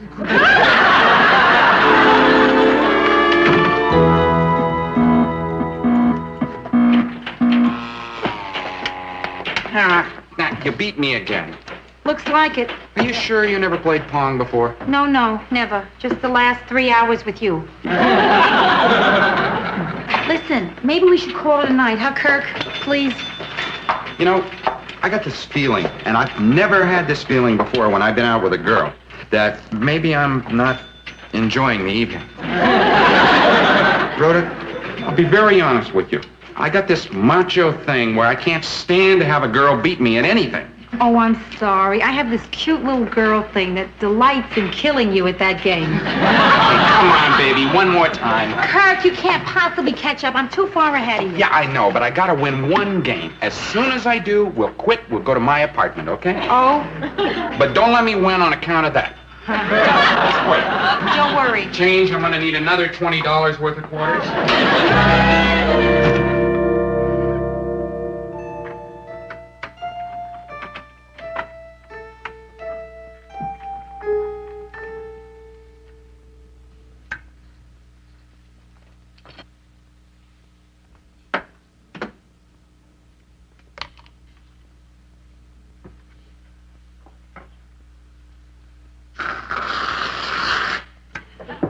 Oh, Brenda, I'm so sorry. I tried not to wake you when I opened the door. Wasn't the door.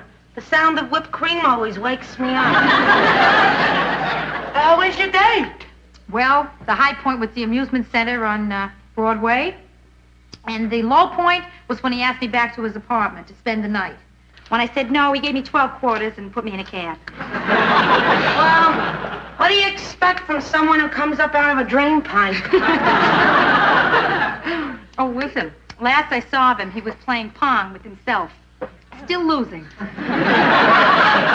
was your evening? What'd you do? Oh, fine. I watched a little television, and then I fell asleep until the phone woke me up. Phone woke me up. Rhoda, Joe called. Why didn't you tell me? I'm sorry, I guess I'm still half asleep. Well, what did he say? Well, he asked if you were here, and I said no, you had a date, and he said thank you and hung up. Well, Brenda, didn't he leave a message or anything? No, neither time. Brenda, are you telling me he called here twice? Huh? Brenda. Brenda. Now listen to me. What did he say? Why was he calling? Did he tell you what? No. Oh, boy. He must have called to tell me something good. I mean, he wouldn't call twice to tell me something bad, right? He already told me something bad. Unless it's even worse. Oh, yeah, and he called to sort of, because he felt he owed it to me. Sometimes people think that they're not really being straight with you unless they see you hysterical. Why don't you forget about it? Or you'll start imagining all kinds of crazy things like before. Wait till he calls again. I'm going to wait. Okay, enough waiting. I'm going to call him. He's not home. How do you know that? He said he was walking the streets and he'd call back. Just my luck. He'll go into a phone booth and find some other girl's phone number. And now that's got to be Joe. Oh, maybe it's Kirk. Maybe he found an all-night pinball machine. Yes? Oh, this is Carlton, Yeah? the doorman. Carlton, I know you're the doorman. Is that what you called to tell me? No. There's a man on his way up to see you. Should I stop him? Never mind, Carlton. Hi, Brenda. Okay, let's talk. You'll excuse me, I'll go take a bath. I'll take Johnny Carson with me. Hi, Joe. How'd you know I'd be home? Oh, it's just a lucky guess. Oh. I happened to be standing in the phone booth across the street for a couple of hours, and I saw you come in. Look, Rhoda, this trial separation isn't working out. Oh, it isn't? Well, do you think it's working? Well, gee, I don't know, Joe. I was never separated from anybody before. Except my mother. Well, let me tell you something. It's driving me crazy. On Monday, I made up my mind that I wasn't going to get involved. And what's today? Friday. Right. That's 4 days later, and I'm climbing the walls. Hell, I'm climbing the floor. Gee, Joe, that's too bad. And then tonight, I don't know. I hated the guy you were with, and I didn't even know him. You wouldn't like him any better if you knew him. Rhoda, as far as I'm concerned, from now on, you're the only girl I want to see. Now, you can do anything you want. I don't want to be possessive because that can ruin a relationship. So you're still free, but I'm calling off my part of the deal. Okay, now, just wait. Let's see what we got here. Now, let's say that I also call off my part of the deal. I mean, if so, what relationship did you have in mind? I mean, casual, serious, the whole enchilada, or what? Well, those are the things that we can figure out together. Right. But what I want to say right now, I think that you should know.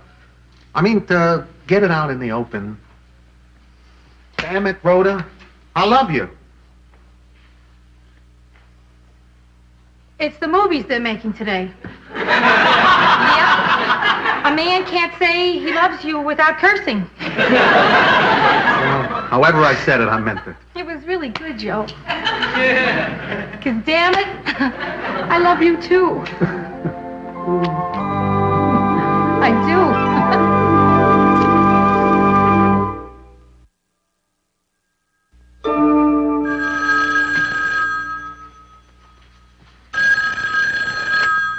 Hello? Hey, Joe, you just left. Wait, what? Gee, I don't know, but I'll sure take a look. Yeah. Yes, I can see you in the phone booth. You're crazy, you know that? Me too, Joe. Good night.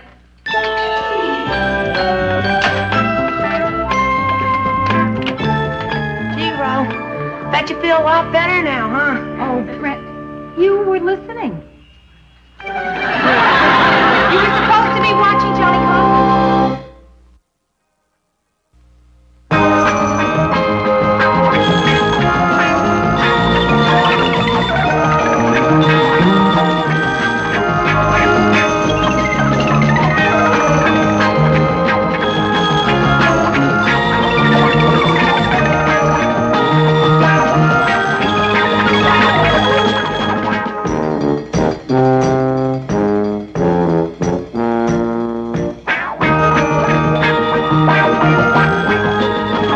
In December 1941. I've always felt responsible for World War II. The first thing I remember liking that liked me back was food. I had a bad puberty. It lasted 17 years. I'm a high school graduate. I went to art school. My entrance exam was on a book of matches. I decided to move out of the house when I was 24. My mother still refers to this as the time I ran away from home. Eventually, I ran to Minneapolis, where it's cold, and I figured I'd keep better. Now I'm back in Manhattan. New York, this is your last chance.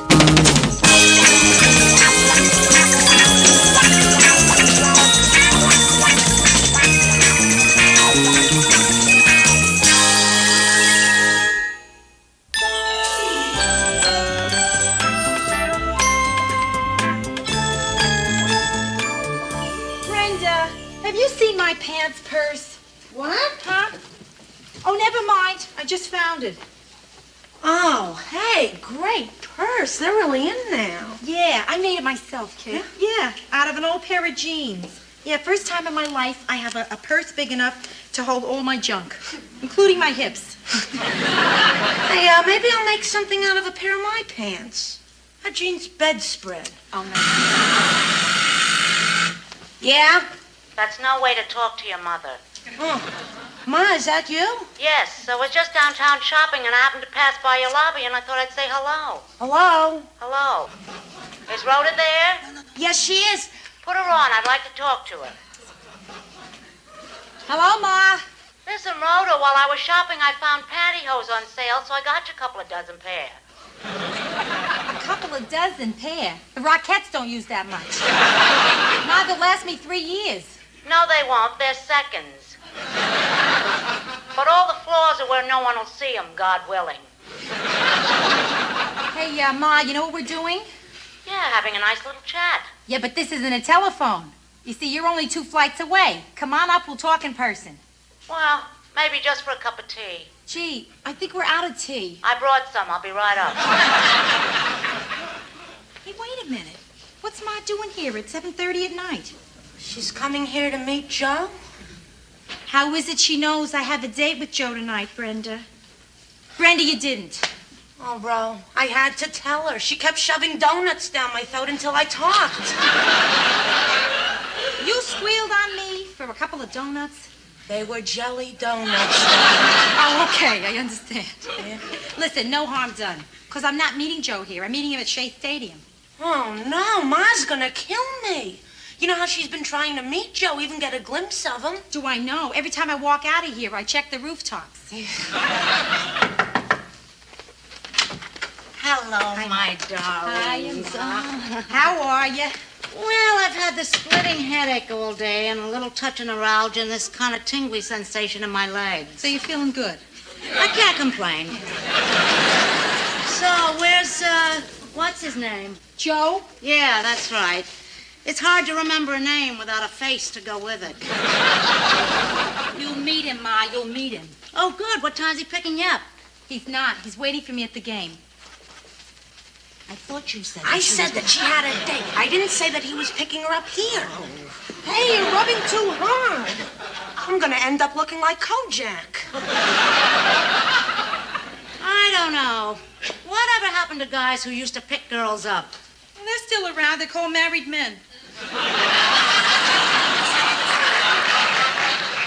It's funny, but I know all the boys that Brenda dates. They're all second cousins. Listen, Ma, please believe me. When the time is right, you'll meet Joe. But if I don't get to the stadium on time, he goes in without me. Really. Last time I was late for a game, I spent the entire game in the Lost and Found with 3 Japanese tourists and an umbrella. Okay, but listen, answer me one question. Sure. What are you putting all those cosmetics in your pants for? This, Ma, it's a purse. It's the latest thing. It's a purse made out of jeans. Hey, that's very cute. I think I'll get one. You didn't happen to notice if it comes in black patent leather, did you? I'm sure it does, Ma. Listen, I'm sorry to cut our little visit short, but I gotta go. That's okay, I'll go with you. Yeah, fine. I'll see you. I'll bet they're secretly married.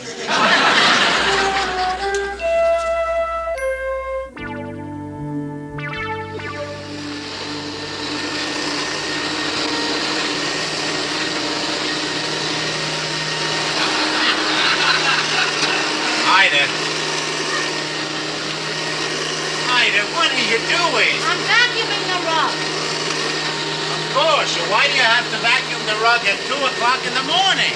Listen, Martin, I can't help it. When some people are upset, they drink. I clean. The same dirt is going to be there at 10 o'clock in the morning. Sweetheart, even dirt deserves a rest. Look, I'm not going to talk over the vacuum cleaner.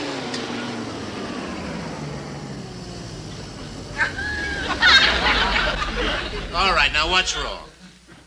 It's Rhoda. I mean, why won't you let me see Joe? Why is she hiding him from me? Maybe she's afraid you'll clean him.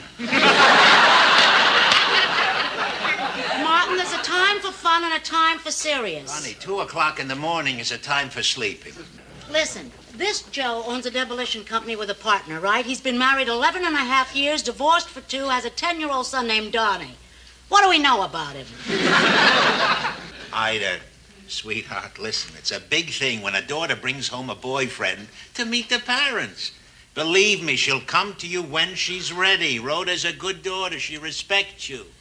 Tell me, has she ever disappointed you? Martin, you are very tired, aren't you? Ida, come to bed. Come on. Come on. Okay, as soon as I put this away. All right. And in the meantime, I'll warm up your side of the bed. You gonna turn up the electric blanket? No. Martin, it isn't even Saturday.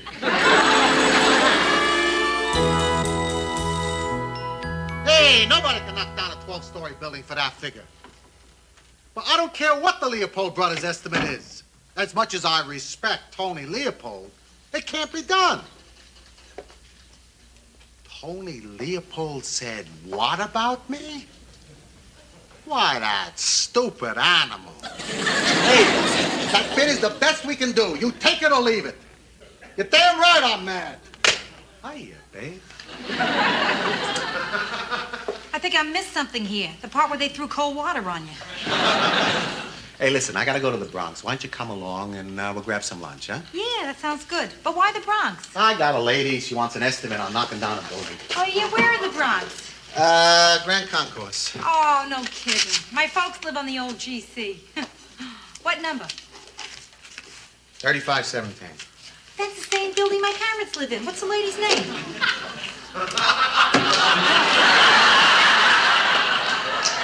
Nessel. Ida Nessel. I see it. That's not only the same building, Joe. That's the same mother using her maiden name. Ida Nessel, master of intrigue. Boy, she stops at nothing just to find out about you. You know, I thought it was funny when she said to put my religion on the estimate. That's only the beginning, Joe. She'll want to know about your marriage and your divorce and your kid, and most of all, what your intentions are toward me. So, what's wrong with that? I don't want her to know before I do. Hey, look, Rhoda, if your parents want to meet me, then I'll meet them. What's the difference? Wait, no. What we're talking about here isn't just meeting my parents. We're talking about meeting my mother. Look, if I don't mind, why should you? Yeah, well, listen, my parents are really wonderful people, Joe. We'll meet them. We'll have a rotten time and everybody will be happy. I got an idea. My folks said they want to meet you. Oh, did you tell them about us? What did you tell them? Everything. Oh, I wouldn't have gone that far. Hey, listen, why don't we do it all in one day? I'll meet your folks, you meet mine. 4 parents in one day. Evel Knievel wouldn't try a stunt like that. Hey, it's either that, or I gotta talk to your mother about knocking down a perfectly good building. Okay, Joe, yeah. All right, we'll have lunch with your parents and dinner with mine, okay? You go ahead. I'm gonna call her right Okay, now. that's fine. Yeah. I gotta wash up. Okay.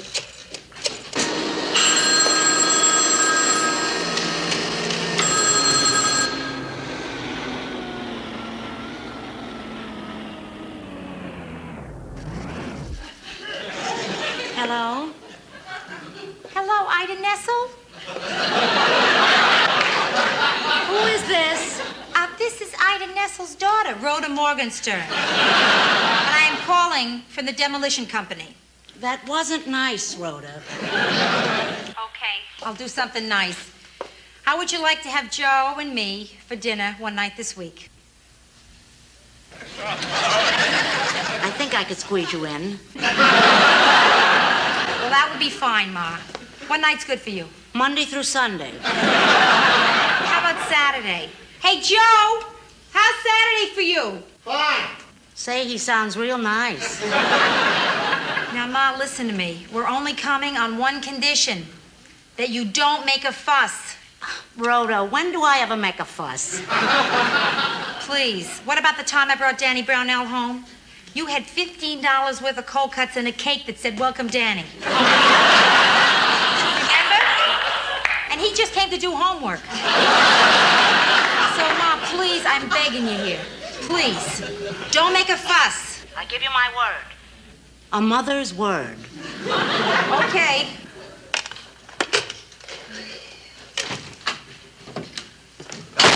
All set?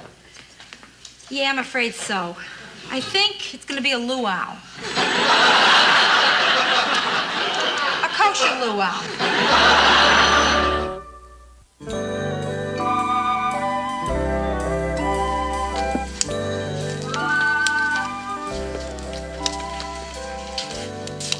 Rhoda, will you calm down, please?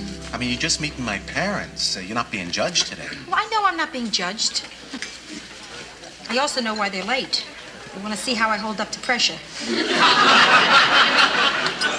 Not well. Gee, I should have wore black. Black is humble.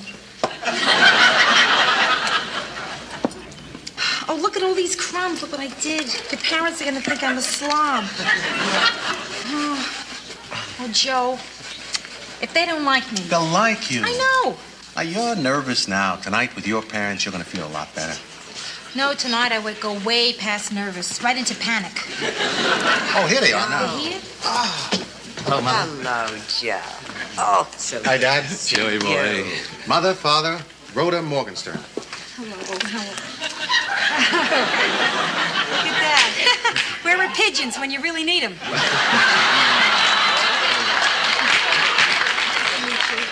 Really a pleasure. It's nice to meet you. Oh, it's so good at last. Terrific to meet you. It's terrific to meet both. Oh, I met you. So silly. It really is terrific. Just get right in. First, these beads, you know, they're rough on you. Yes, I know. Very pretty.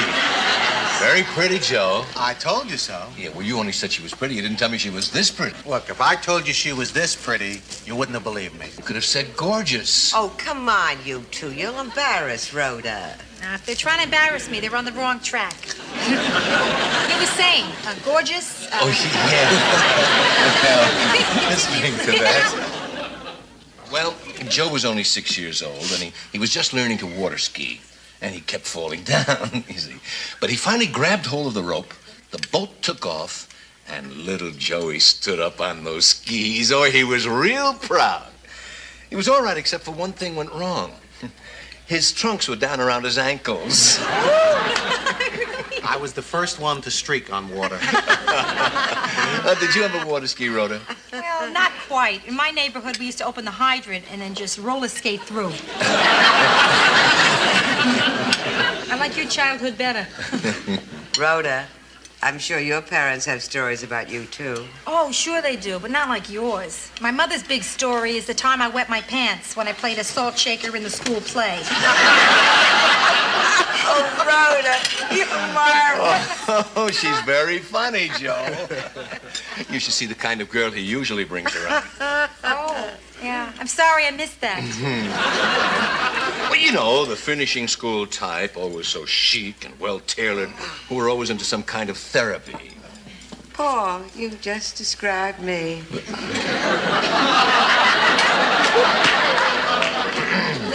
I think you sounded great. As a matter of fact, there's something I want to tell both of you. I'm really worried about this meeting, but I am having the greatest time. Well, so are we. Yeah. I mean, this is the first meal I ever had with parents where I wasn't told to finish my vegetables. Everything all right, Mr. Gerard? Oh, just great, Maurice. Thanks. I still say you serve the best seafood in town. Is something wrong with the vegetables? No. I'm going to finish them. Is he the owner? Yes, why? Wow. I mean, the closest I ever came to knowing the owner of a restaurant was this manager of a Jack in the Box. He kept saying if I go to his apartment with him, he'd tell me what was in the secret sauce. Jack in the Box? Is that a new discotheque? Is that a new discotheque? Oh, honey, you're incredible. It's so wonderful to see a couple enjoy one another as much as you two do. Really, Mr. Gerard. Mrs. Gerard. Oh, McGinnis. Pardon? Well, my name is McGinnis, not Gerard. Oh, but I don't... What? Paul and I have been divorced for 12 years. 12 wonderful years.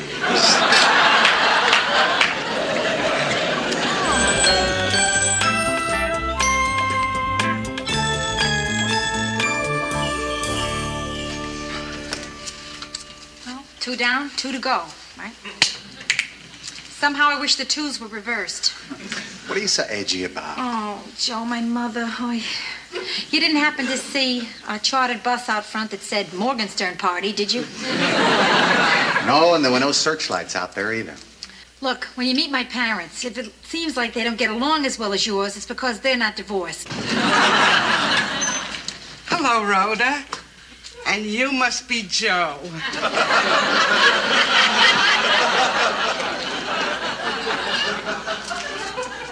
It's gonna be a long night. I never saw her before in my life.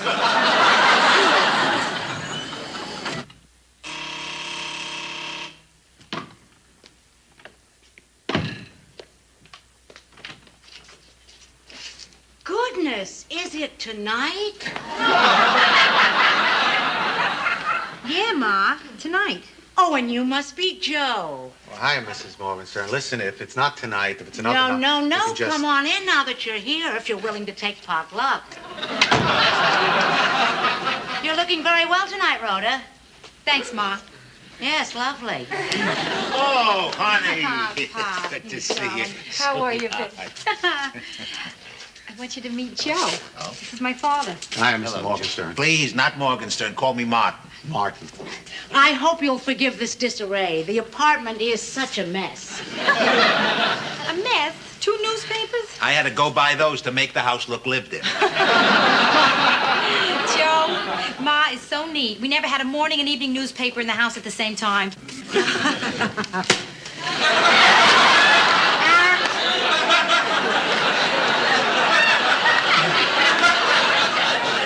Attractive place you have here. Oh, thank you. Thank you very much. Something's different, Mom. What is it? No, there's nothing different, Rhoda. Nothing. Yeah, something's No, different. nothing. Well, I see no that- thing, Rhoda. Nothing. Something is definitely different, Ma. Now, I just can't... The plastic. The plastic is off the furniture. And it's off the lamps. And it's off Pop. I thought it felt strange that the back of my thighs didn't stick to the cushion. What she means is that we had to put plastic on the furniture when she was a little girl because she always got her hands so dirty. And now that she's a big girl, we keep it on for sentimental reasons. Yeah, we never had that couch reupholstered. We just had it vulcanized. Doesn't she have a lovely sense of humor? She gets that from her father. I'll bet that's one of the first things that attracted you to her, right, Joe? Well, that and some other things. Ha ha ha. Well, the some other things she got from me. Suppose I fix some drinks, huh? Oh, good, and I'll go and try and find us a few things to nibble on. Joe, what's it going to be? Scotch and water's fine with me. And Rhoda, your usual, the Weight Watchers cola? Nah, Pop, let's live it up tonight. I'll have regular cola. Regular cola. Coming up. You see, you had nothing to worry about. Your mother's charming, and she's very natural. No, I don't know yet, Joe. See, I haven't figured out her game plan.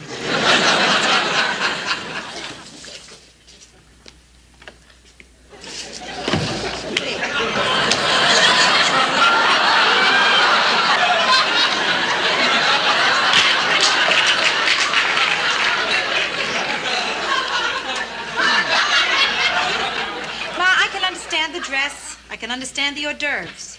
But when did you have time to get to the florist? Ida, don't we have some more scotch? Oh, I'm sorry. I think we must be out. But surely we have something to drink.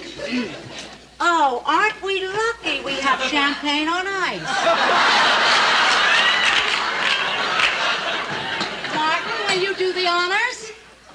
Last time we had champagne in this house was for my high school graduation. That was left over. Oh, I see. Then that explains the corsage.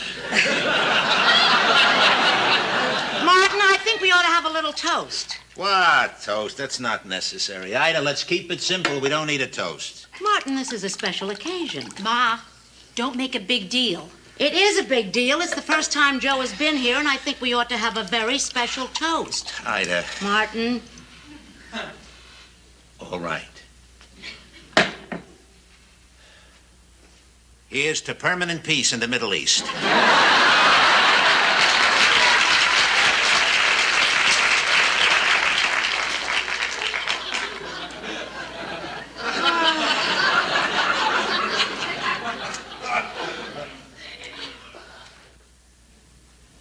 What's that noise? What noise?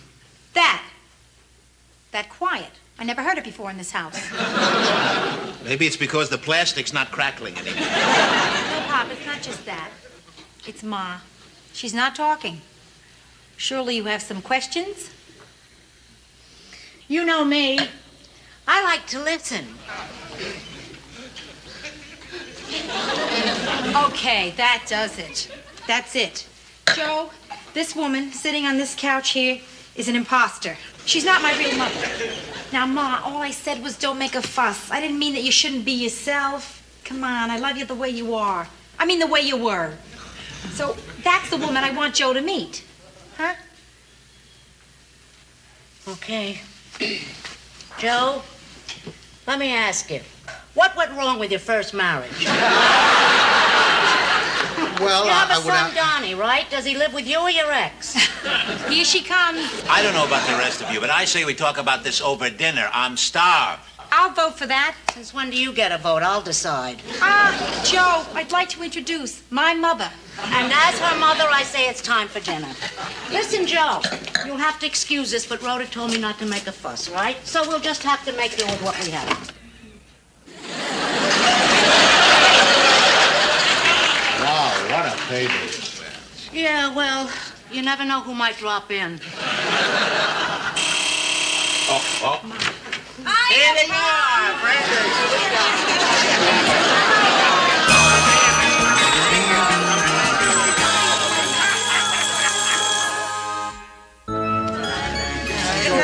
Nice to see you.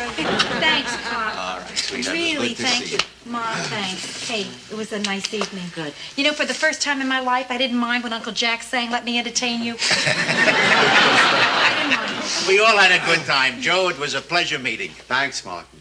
And I want you both to know that tonight was really special for me. I mean, you both made me feel a part of the family. Joe, listen. I want you to feel free to be a part of the family anytime. Anytime.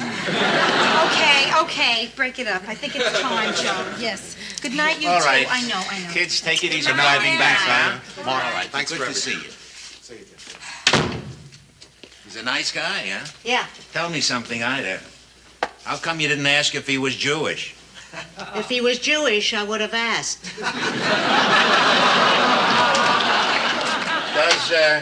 Does that upset you? Yeah, a little. But I'll be all right in a minute.